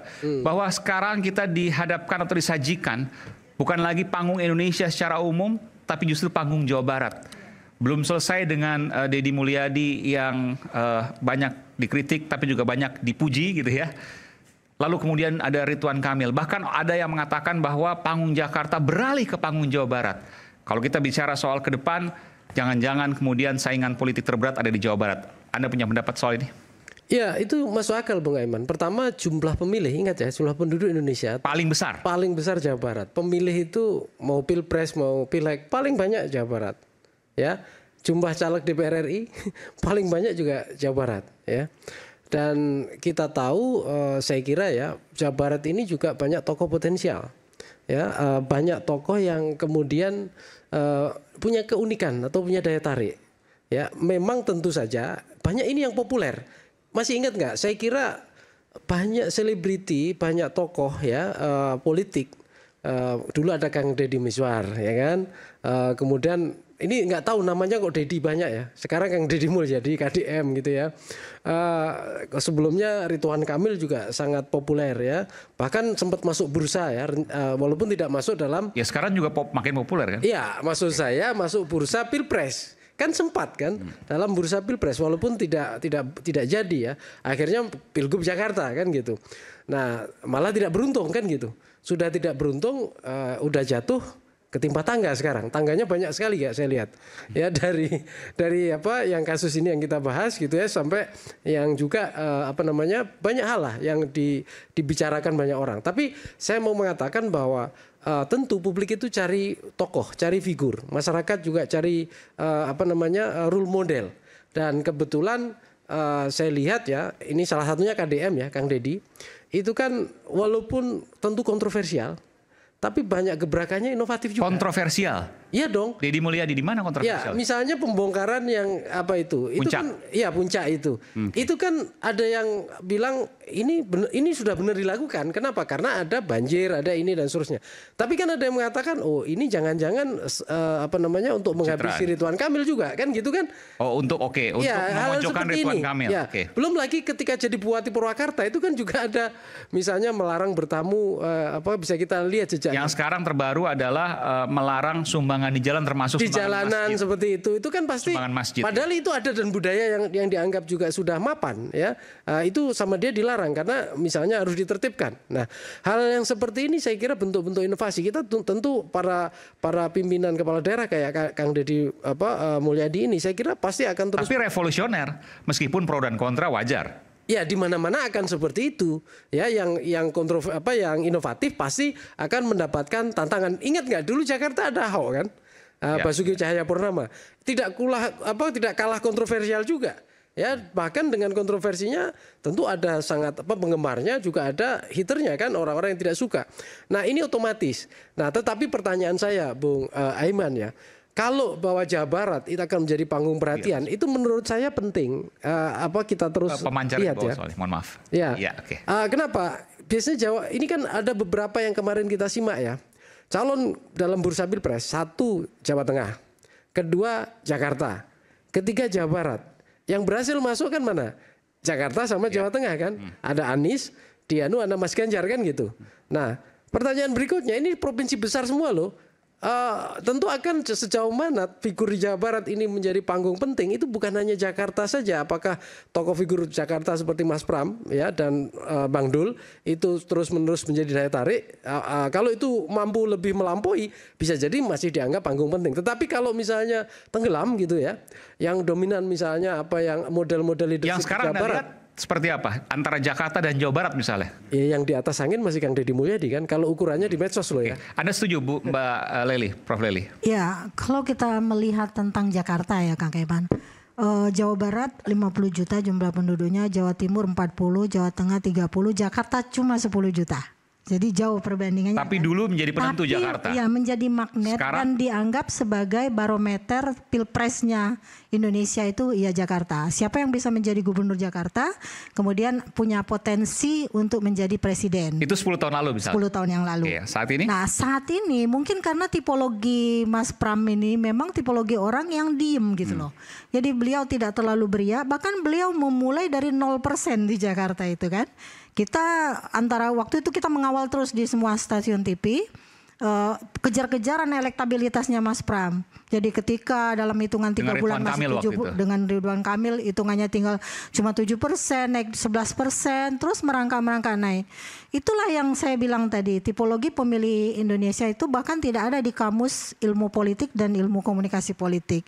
Jadi mereka terus memantau perkembangan itu. Nah, seandainya sekarang misalnya perhatian pada Jawa Barat, karena memang pemimpin itu kan bukan sesuatu yang statis. Karena itu dalam ilmu komunikasi, terutama komunikasi politik, tidak pernah kita boleh menempatkan audien itu sebagai komunikan. Karena komunikan itu adalah orang yang tidak kreatif, tidak inovatif, tidak produktif. Jadi mbalelo lah istilahnya. Objek bukan. Kalau orang ngomong, ngangap mulutnya gitu kan. Nah sekarang kan semuanya sudah menjadi komunikator politik. Nah ketika Kang Deddy misalnya membuat suatu inovasi, itu kan menunjukkan kekasan gaya kepemimpinan dia. Yang kita sudah tahu sejak dia di Purwakarta agak meledak-ledak. Saya belum tahu sama Om Zen ya. Itu sudah melihat tipologi yang berbeda. Nah, berbeda dari RK juga. Lalu kemudian di tengah keberhasilan dia meraih suara pemilih menjadi gubernur Jawa Barat, sebelumnya kita sempat berdebat di banyak media juga. Kenapa Ridwan Kamil naik ke Jakarta? Pergi ke Jakarta, padahal dia Jawa Barat banget waktu itu kan. Jadi seperti dia direkayasa juga untuk masuk ke sini, pada akhirnya tumbang juga gitu kan. Perdebatan itu tidak pernah selesai sampai akhirnya memang Ridwan Kamil seperti terbungkus. Lalu dibungkus lagi dengan kasus lain. Kalau dulu 2014 kita masih ingat Pak Jokowi menseleksi menteri-menterinya dengan melibatkan KPK, ada lampu hijau, lampu kuning, lampu merah. Nah, bayangan saya di pemerintahan yang kemarin berlangsungnya Pilpres kemarin itu sudah ada orang-orang yang sebenarnya ada lampu hijau, lampu kuning, lampu merah. Tapi ada yang dilindungi, ada yang tidak dilindungi. Apakah ini bagian dari skenario itu? Nanti politik ke depan akan menjawabnya. Tapi kalau Jawa Barat dilihat, ada nggak pemio misalnya? Kita itu untuk jadi presiden belum bisa menyaingi orang Jawa. Ini benar nggak? Selama ini kan jadi asumsinya adalah yang bisa jadi presiden hanya orang Jawa. Padahal Jawa Barat itu ya Jawa Barat, Jawa juga gitu kan. Praktiknya kita tidak tahu. Seperti apa? Kita tidak tahu. Tapi ibaratnya kalau partai politik yang sekarang menaungi Kang Deddy itu bisa menjadi sebuah sistem manajerial, dia terus bersinar. Orang tidak perlu tahu sebenarnya dia berasal dari partai politik mana. Lalu kemudian ketika dia berbuat yang bagus untuk masyarakat, mengutamakan Sam culture dan girl culture itu, maka otomatis orang akan menilai, wah ini calon pemimpin yang bagus. Dan 2029 tidak pernah tahu Mas Pram bisa jadi gubernur, dan kita tidak pernah tahu juga dulu Pak Jokowi mau jadi presiden. Ya, itu tugasnya Kang Aiman dan teman-teman juga menjadikan Jokowi menjadi media darling, sehingga saya diminta majalah Gatra waktu itu menulis Jokowi dalam gestur kepemimpinan. Yang membuat Pak Jokowi besar itu adalah teman-teman media.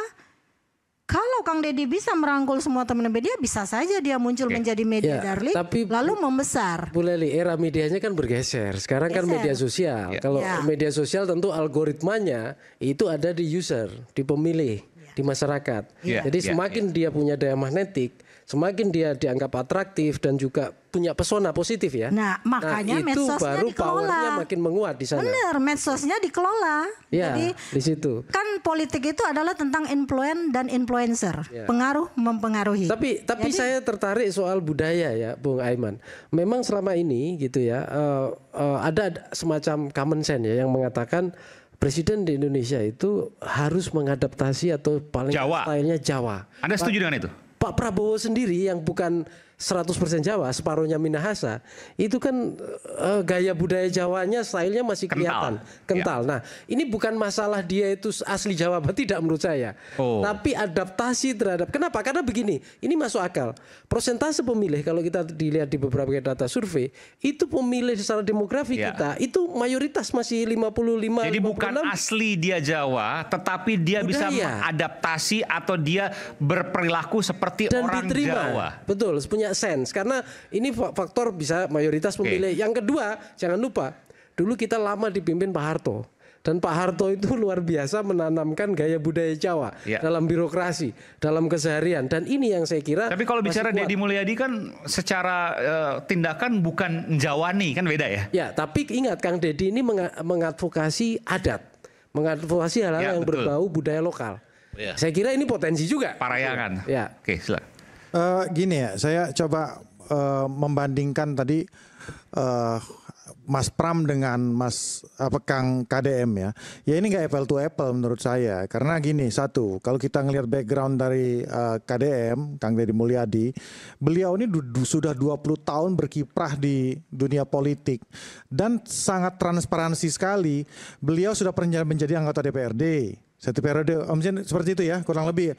Wakil Bupati Purwakarta 2 periode. Jadi dia ini sudah pengalaman di Jawa Barat dan sudah tahu peta dan permasalahan Jawa Barat. Jadi itu yang sering saya katakan, sudah pernah katakan Bang tadi. Ini gubernur yang udah siap pakai.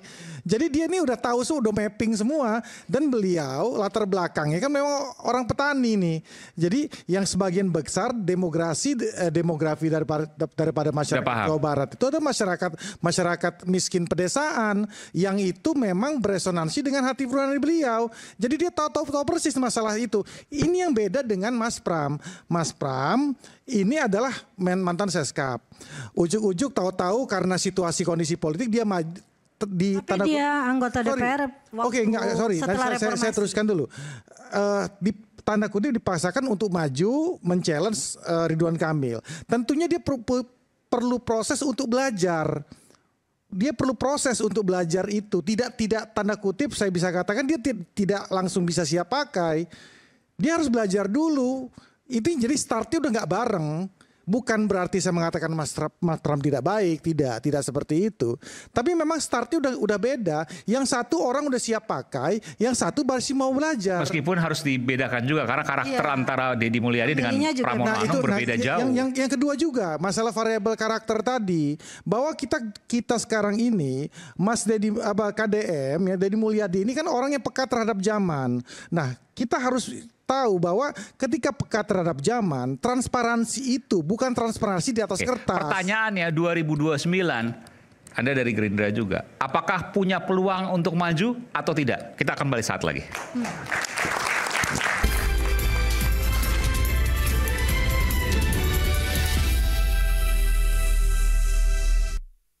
Inovasinya, kreasinya, pola komunikasinya dan seterusnya. Nah, kemudian orang kan mengenal RK, tidak hanya tokoh figur dari wali kota Bandung, gubernur Jawa Barat, tapi tokoh nasional kan gitu.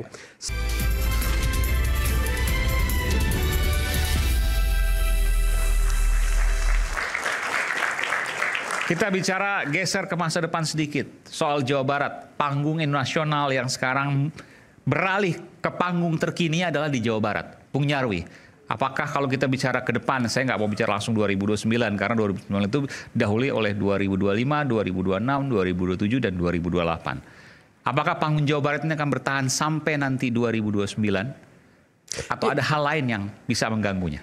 Ya, saya kira bertahan tidaknya itu banyak kondisi ya, Bung Aiman. Yang pertama sejauh mana gitu ya.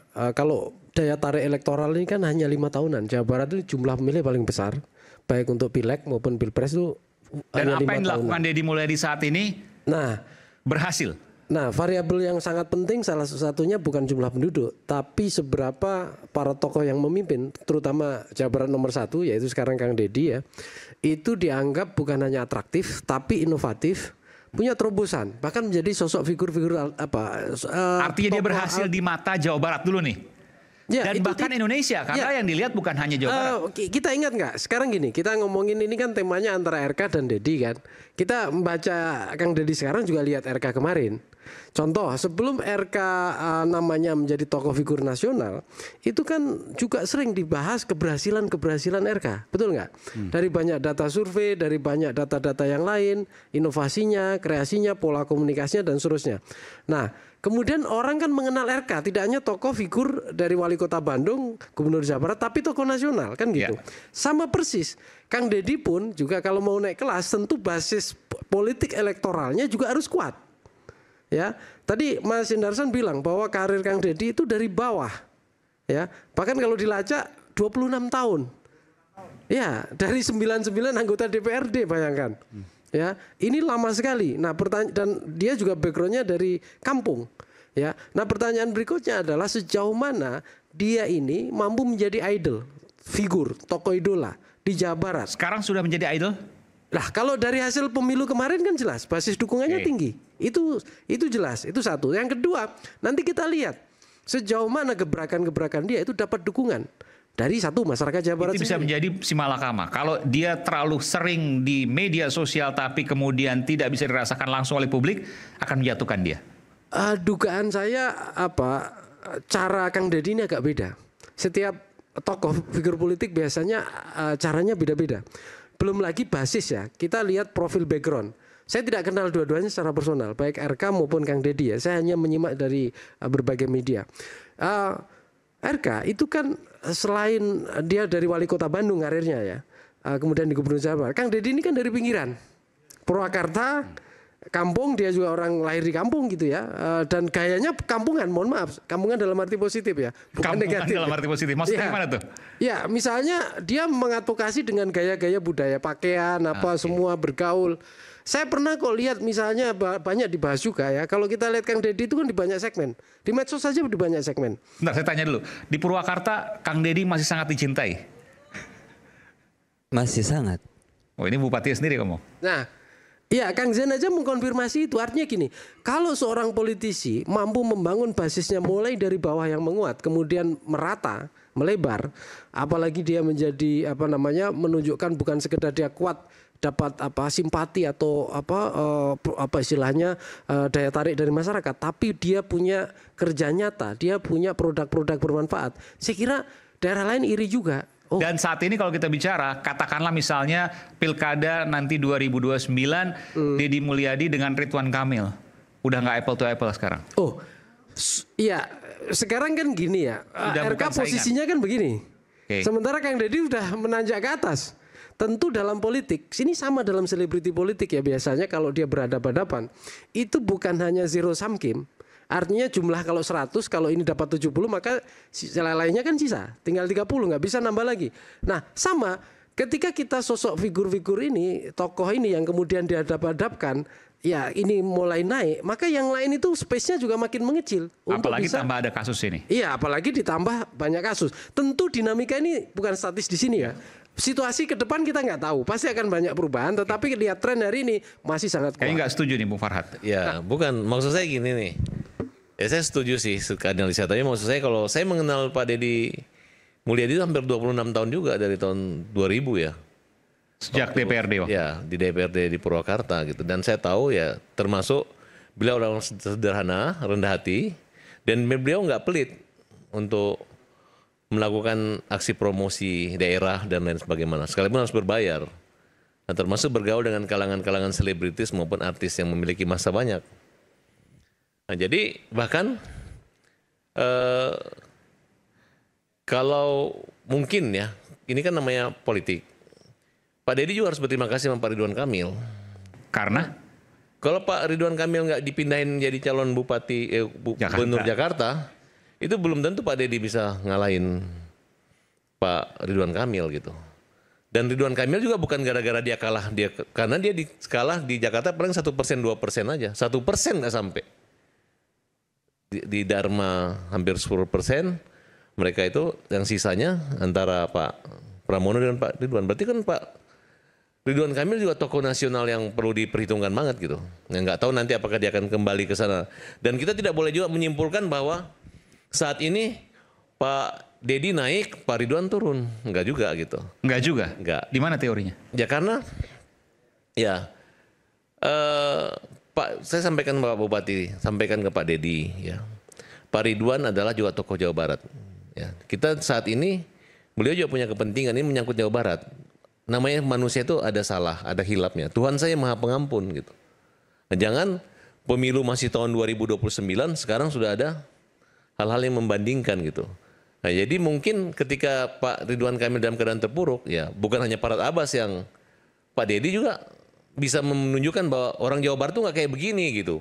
Dan Pak Deddy Mulyadi itu punya kemampuan retorika, bahkan permasalahan hukum pun dia kuasai. Kami pernah bersama-sama membela Vina, kasus Vina gitu. Iya. Ya ketika dia merasa pinter orangnya gitu, dia cari perkara yang hampir 4 bulan itu Pak Deddy itu nggak kampanye kemana-mana, hanya di kasus Vina loh. Tapi itu sangat membawa pengaruh dampak buat kampanye dia. Cara politik ternyata. Iya, itu nyata loh. 11 kali di Aiman siaran hampir tiap minggu untuk membahas masalah itu. Ya. Dan Deddy Mulyadi tampil terus dan bisa mengambil momen. Saya rasa itu bukan masalah kampanye atau mengambil momen ya, bahwa memang keberpihakan KDM ya untuk menuntaskan perkara itu memang totalitas. Jadi memang itu kan nggak bisa kita lihat dari satu perkara juga, dari satu case saja. Kalau kita melihat hal-hal lain memang totalitas dia kan memang sangat. Ya Mas, tapi maaf ya, tapi hasilnya nggak ada. Perkara Vina nggak ada hasil, nggak berhasil. Yang mana? Perkara yang Pak Deddy kumpul itu nggak ada hasil. Iya, kan kita enggak, maksud saya begitu hebatnya pencitraan itu kan. Bukan pencitraan, saya rasakan. Sehingga masyarakat Jawa Barat tidak melihat hasil, tapi melihat upaya perjuangan yang dimiliki semangat oleh Pak Deddy. Gitu. Nah ya itu maksud saya. Saya setuju gitu kan. Itu. Nah jadi maksud saya semangat pemuda-pemuda pemimpin Jawa Barat ini jangan juga dilemahkan hanya gara-gara satu kelemahan. Itu kan sekaligus menunjukkan juga bahwa Kang Deddy itu menunjukkan simbol-simbol kedekatan. Itulah yang namanya memanajerial dirinya dalam momen politik tertentu. Tapi gini, Prof. saya nambahin Bung Aiman. Sebenarnya ini kita para tokoh sekarang ya hari ini ya, itu bukan hanya kedekatan, akar kedukungan, tapi kehebatannya adalah dia mampu kalau di news kan dia menjadi newsmaker. Nah ini sosial media newsmaker. Yeah. Jadi kira-kira Kang Deddy ini mempunyai daya pesona dari gebrakan-gebrakannya. Itu menarik algoritma. Dan itu secara politik dalam tanda kutip berbahaya untuk lawan-lawannya. Ya tentu saja. Dia akan menggeser. Seberapa berbahaya kita akan kembali saat lagi. Tetaplah bersama kami di Rakyat Bersuara.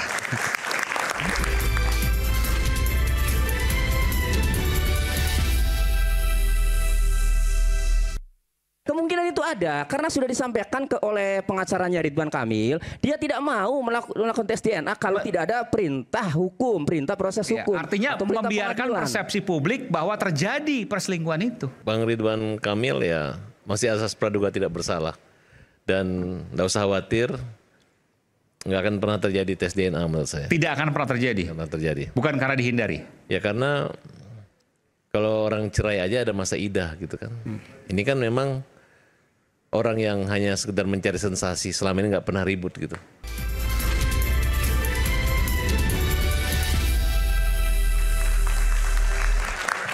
Sampai di sesi terakhir Rakyat Bersuara, saya akan berikan pernyataan penutup, tapi sebelum saya berikan pernyataan penutup, saya berikan kesempatan kepada mahasiswa untuk menanyakan. Oke, silakan. Oke, dari. Baik, selamat malam. Perkenalkan nama dan dari mana? Perkenalkan nama saya Tari Arsyabila, mahasiswi dari. Ya. Mahasiswi dari MNC University. Oke. Baik, pertanyaannya Kang Aiman.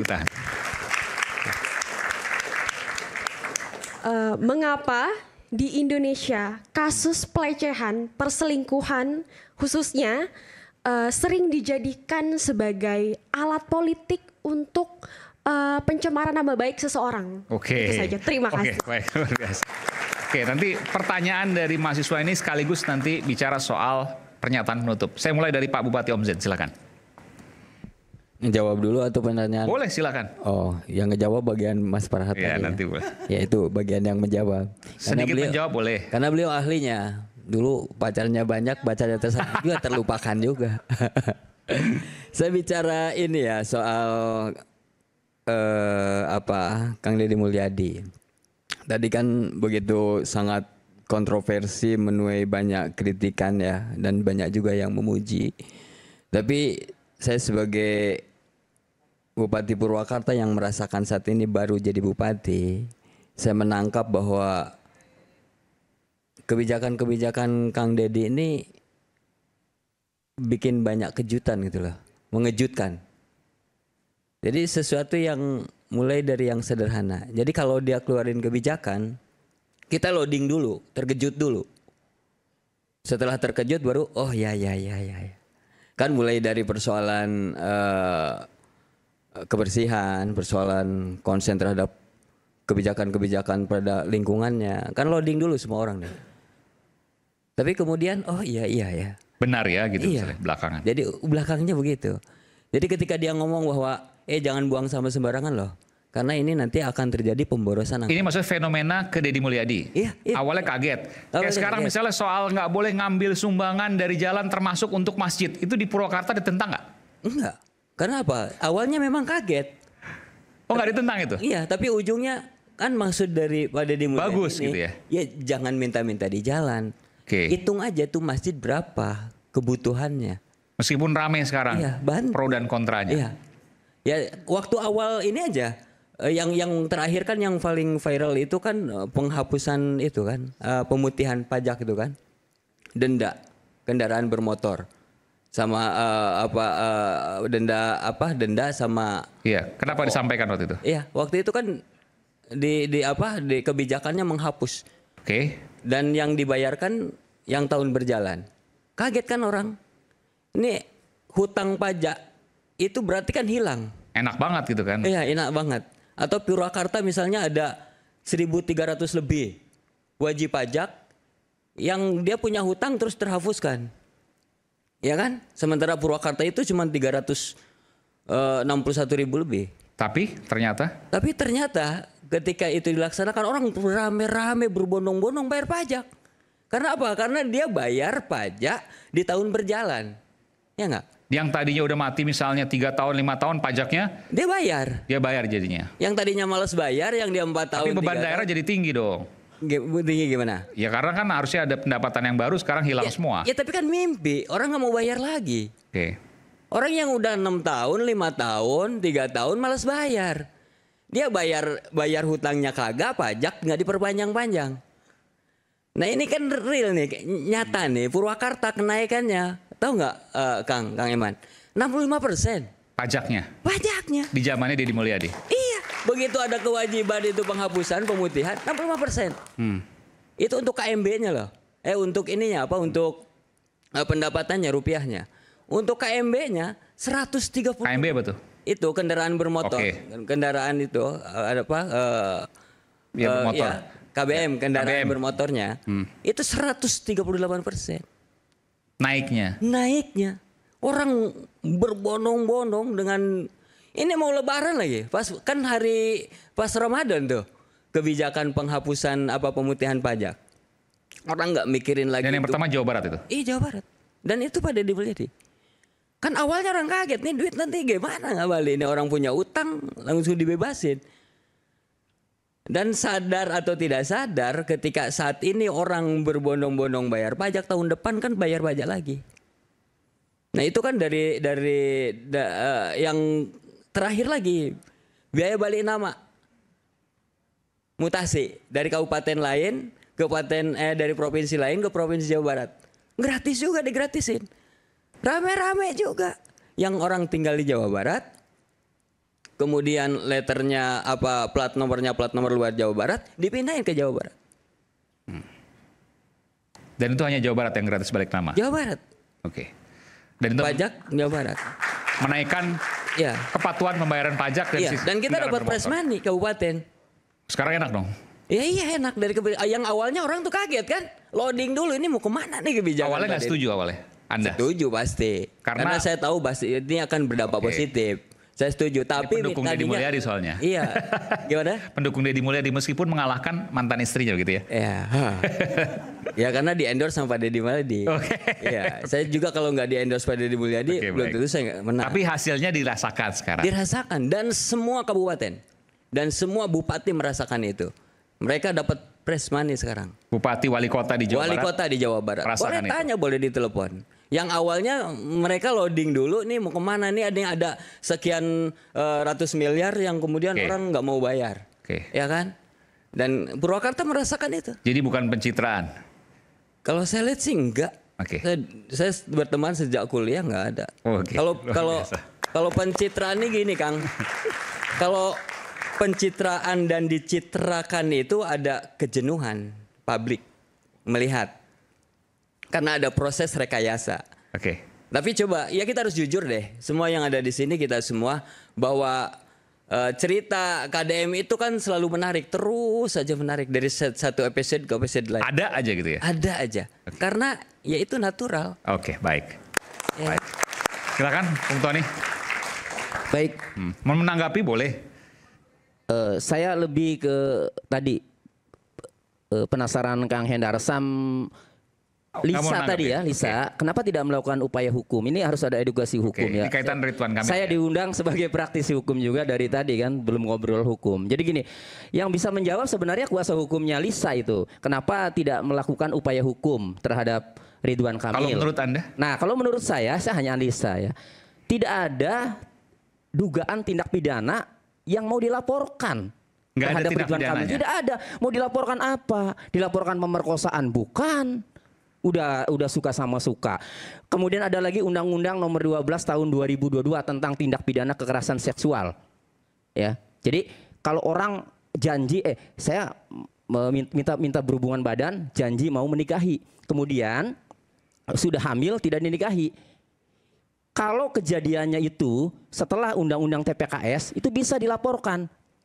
Tapi seandainya misalnya Ridwan Kamil ada sesuatu janji kepada Lisa kemudian dia lalai atau tidak ditepati juga tidak bisa karena menurut keterangan Lisa juga kejadiannya itu kalau benar terjadi persetubuhan itu tahun 2021 sebelum Undang-Undang TPKS terbit 2022. Meskipun memunculkan celah itu bisa dilaporkan balik oleh Ridwan Kamil yang faktanya tidak dilaporkan balik itu pertanyaan besar. Nah saya jawab.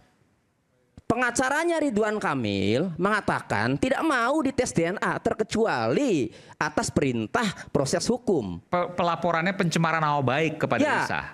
Kenapa tidak dilakukan? Karena pengacaranya Ridwan Kamil sudah mengatakan tidak akan mau tes DNA kalau tidak ada proses hukum, maka seandainya Ridwan Kamil melaporkan pencemaran nama baik justru sebagai pintu masuk untuk dilakukan tes DNA terhadap Ridwan Kamil.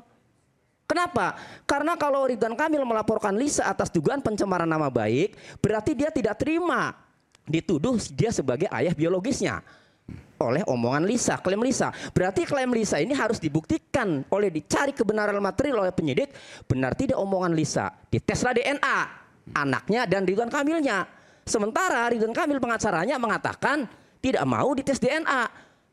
Itu menurut saya Ridwan Kamil juga tidak mau melaporkan Lisa pencemaran nama baik. Karena kalau melaporkan itu justru sebagai pintu masuk.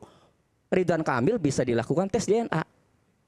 Melalui laporan pencemaran nama baik tadi. Jadi maksudnya Ridwan Kamil nggak mau tes DNA gitu ya? Ya, Bang Hendar yang ngomong. Nah, kemudian itu pertanyaannya.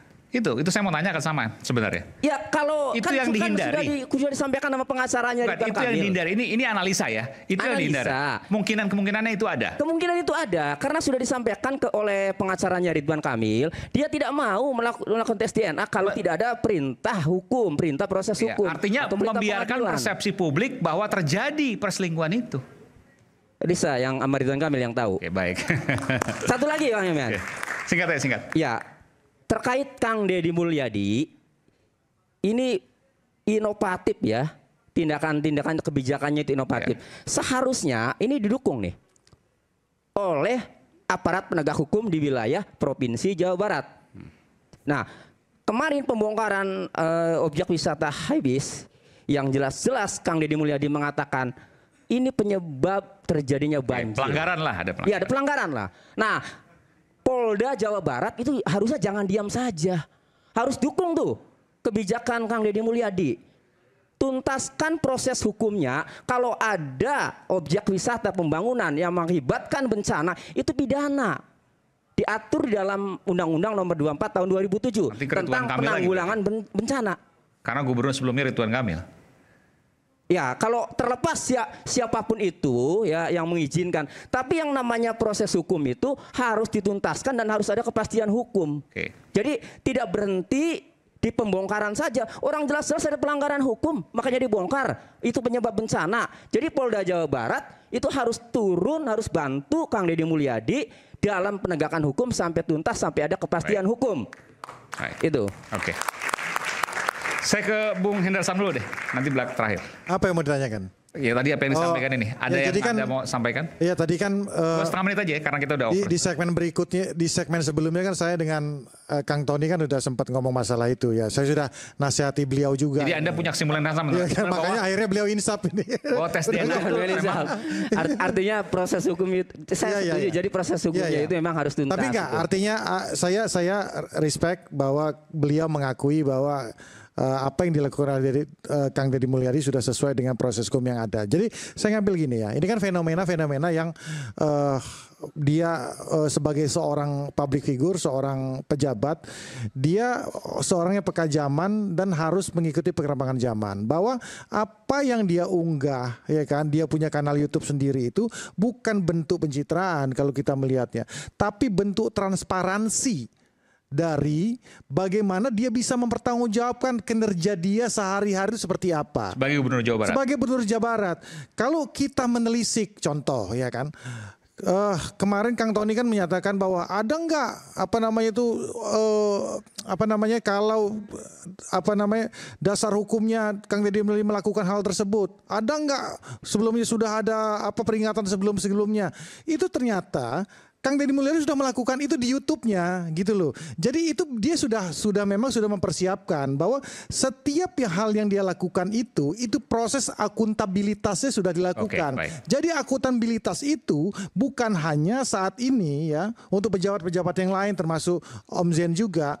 Akuntabilitas itu tidak hanya di atas kertas, tapi bisa direct langsung pada masyarakat. Itu yang mencerdaskan. Dan itu dilakukan Deddy Mulyadi. Itu yang dilakukan Deddy Mulyadi. Silakan. Mau Deddy atau mau Ridwan Kamil atau keduanya bebas. Ya. Kang Deddy apa Kang Ridwan? Kalau Bang Ridwan Kamil ya masih asas praduga tidak bersalah dan nggak usah khawatir, nggak akan pernah terjadi tes DNA menurut saya. Tidak akan pernah terjadi. Tidak pernah terjadi. Bukan karena dihindari. Ya karena kalau orang cerai aja ada masa idah gitu kan. Ini kan memang orang yang hanya sekedar mencari sensasi, selama ini nggak pernah ribut gitu. Justru dia terjebak gitu. Saatnya kita harus membantu dan mendukung Pak Ridwan Kamil. Jangan sampai perbuatan wanita-wanita yang tidak bertanggung jawab ini bisa menjebak siapa saja. Mungkin saat ini Ridwan Kamil, mungkin saat ini nanti awas abang-abang semuanya. Kalau Anda udah pernah ya? Kalau saya udah pernah. Oke, baik. Tunggu. Oke, singkat. Buat Pak Deddy, saya memberi saran buat Pak Deddy Mulyadi. Kalau memang kayak kepemimpinan Pak Deddy ini kayak zaman Khalifah zaman dulu, karena belum ada. Kayak siapa? Khalifah, oke. Pengganti Nabi. Ya. Yang turun menyaksikan bagaimana rakyatnya, itu benar gitu. Luar biasa loh ini. Tapi kalau Pak Deddy, menurut saya takut juga tuh lihat dia turun ke sungai, takutnya ada ular metok dia kan. Itu kan bahaya. Kemudian ada racun merkuri, itu kan berbahaya buat seorang gubernur. Memang simpatik dapat gitu, tapi maksudnya jangan sering-sering begitu Pak. Kalau perlu kasih bupati-bupati lalu. Dan Pak Bupati di Jawa Barat ini unik. Maksudnya bupati yang kena racun gitu. Bukan. Maksudnya Pak Bupati, saya pengen Pak Bupati yang turun ke gotnya itu, jangan Pak Gubernur. Tapi semua loh, Bupati Wali Kota tren sekarang turun. Oh ya, alhamdulillah. Sekarang turun, ngikutin Pak Gubernur. Purwakarta. Iya benar. Terus ini fenomena jabatan juga di Jawa Barat. Saya baru kali ini lihat bupati pada takut semua pada gubernur gitu. Ditegur dikit langsung keok. Padahal nggak perlu sebenarnya takut gubernur. Waktu dia jadi bupati juga nggak ada di Sumbang juga Pak Gubernur gitu. Ya berarti di sini ada karisma dan kepemimpinan dimiliki oleh Pak Deddy, ya kan? Satu. Nah, kemudian tadi adik mengatakan kenapa? Itu biar aja nanti biar pengawal politik yang menyampaikan. Pertanyaan kan pidana tadi enggak? Iya. Oke. Kemudian singkat. Pak Deddy dan Pak Ridwan harus saling mendukung gitu. Jangan juga Pak Deddy biarkan, karena yang punya kekuasaan dan punya pengaruh besar adalah Pak. Iya. Mungkin satu saat juga mungkin Pak Deddy mendukung yang maju, didukung Pak Ridwan. Iya. Mungkin juga nanti Pak Ridwan maju didukung Pak Deddy. Iya. Karena budaya Sunda itu sila asah, sila asih, sila asuh. Gitu. Dan ya saya senang banget, dan mereka berdua ini adalah yang kalau Pak Ridwan saya nggak terlalu dekat, tapi kalau Pak Deddy memang saya dekat. Dan saya yakin Deddy di Jawa Barat tidak hanya satu, masih banyak Deddy Jabar lainnya. Terima kasih. Siapa tahu Deddy Zen gitu. Om Zen. Silakan tadi sekaligus menjawab Pertanyaan mahasiswa, Prof. Ya, pertama gini, bahwa setiap peristiwa politik itu selalu dipenuhi dengan prejudice, persangkaan politik gitu. Kemudian dipenuhi juga dengan rekayasa politik, dipenuhi juga dengan propaganda politik. Jadi bagi mereka yang kemudian menjadi elit politik, pandai-pandailah mengelola. Jadi itulah yang dinamakan Bang Nyarwi juga tadi, Mas Nyarwi ya, impression management politik. Nah, dia bukan menjadi alat politik, jadi memang ada peristiwa itu kemudian bisa dikelola oleh orang lain sebagai propaganda. Jadi dia masuk melonija, bukan hanya soal perselingkuhan, soal korupsi juga demikian. Kenapa orang yang pada saat pemilihan mau berlangsung besok, hari ini bisa ditangkap KPK? Gitu kan, ada kemarin kejadian itu. Jadi memang cara melihat politik itu yang kaya impression management itu harus pandai dikelola oleh elit komunikasinya itu sendiri. Judul kita Kang tadi apa tadi? RK dibidik, Dedi dikritik.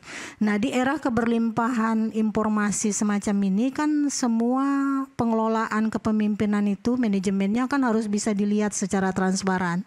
Tadi saya juga agak aneh nih, misalnya pernah ada pertentangan antara gubernur sama bupati di suatu daerah. Bupatinya diundang halal bihalal pun nggak mau datang ke gubernur. Karena memang relasi komunikasi politiknya selesai, itu satu, sesama elit ya. Ke bawah biasanya komunikasi antara yang memilih dan yang dipilih itu selesai ketika yang dipilih itu terpilih. Jadi tiba-tiba dia berubah identitas jadi bupati, jadi anggota DPR, ganti nomor HP itu Kang, ganti baju, cara berpakaian, nomor polisi di mobil dan sebagainya. Itu seharusnya tidak boleh dilakukan kalau dia ingin tetap bercitra.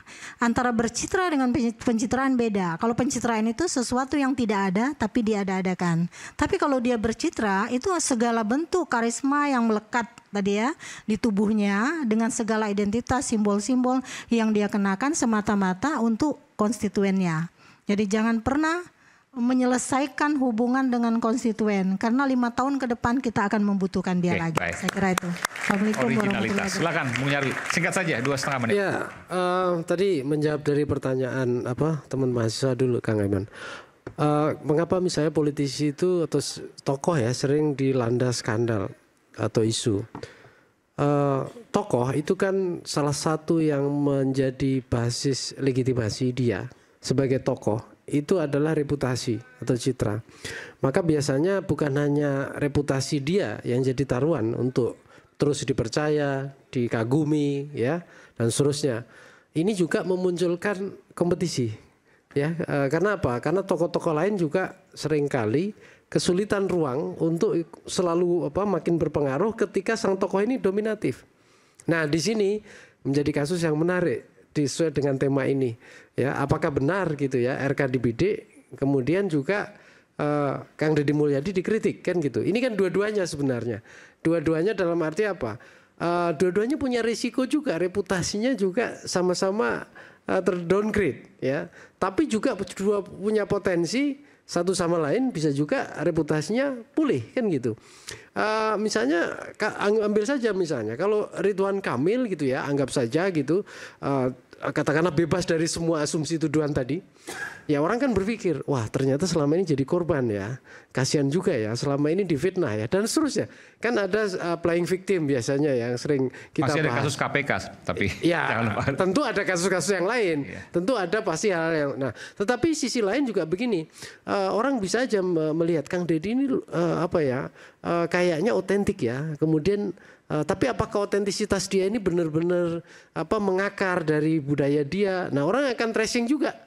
Kalau misalnya di tracing sampai 20 tahun lalu juga memang begitu, Kang Deddy berarti luar biasa otentik kan gitu. Jadi otentisitas ini juga barang mahal. Ya. Originalitas itu barang mahal ya, Mas Aiman. Kenapa? Dan ini saya lihat potensi yang dimiliki oleh Kang Deddy itu juga. Baik, kita akan lihat nanti ke depan drama dan realita bak dua sisi mata uang.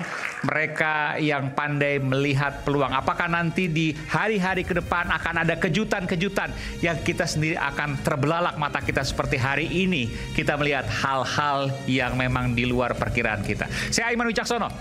Sampai jumpa di Rakyat Bersuara berikutnya. Salam.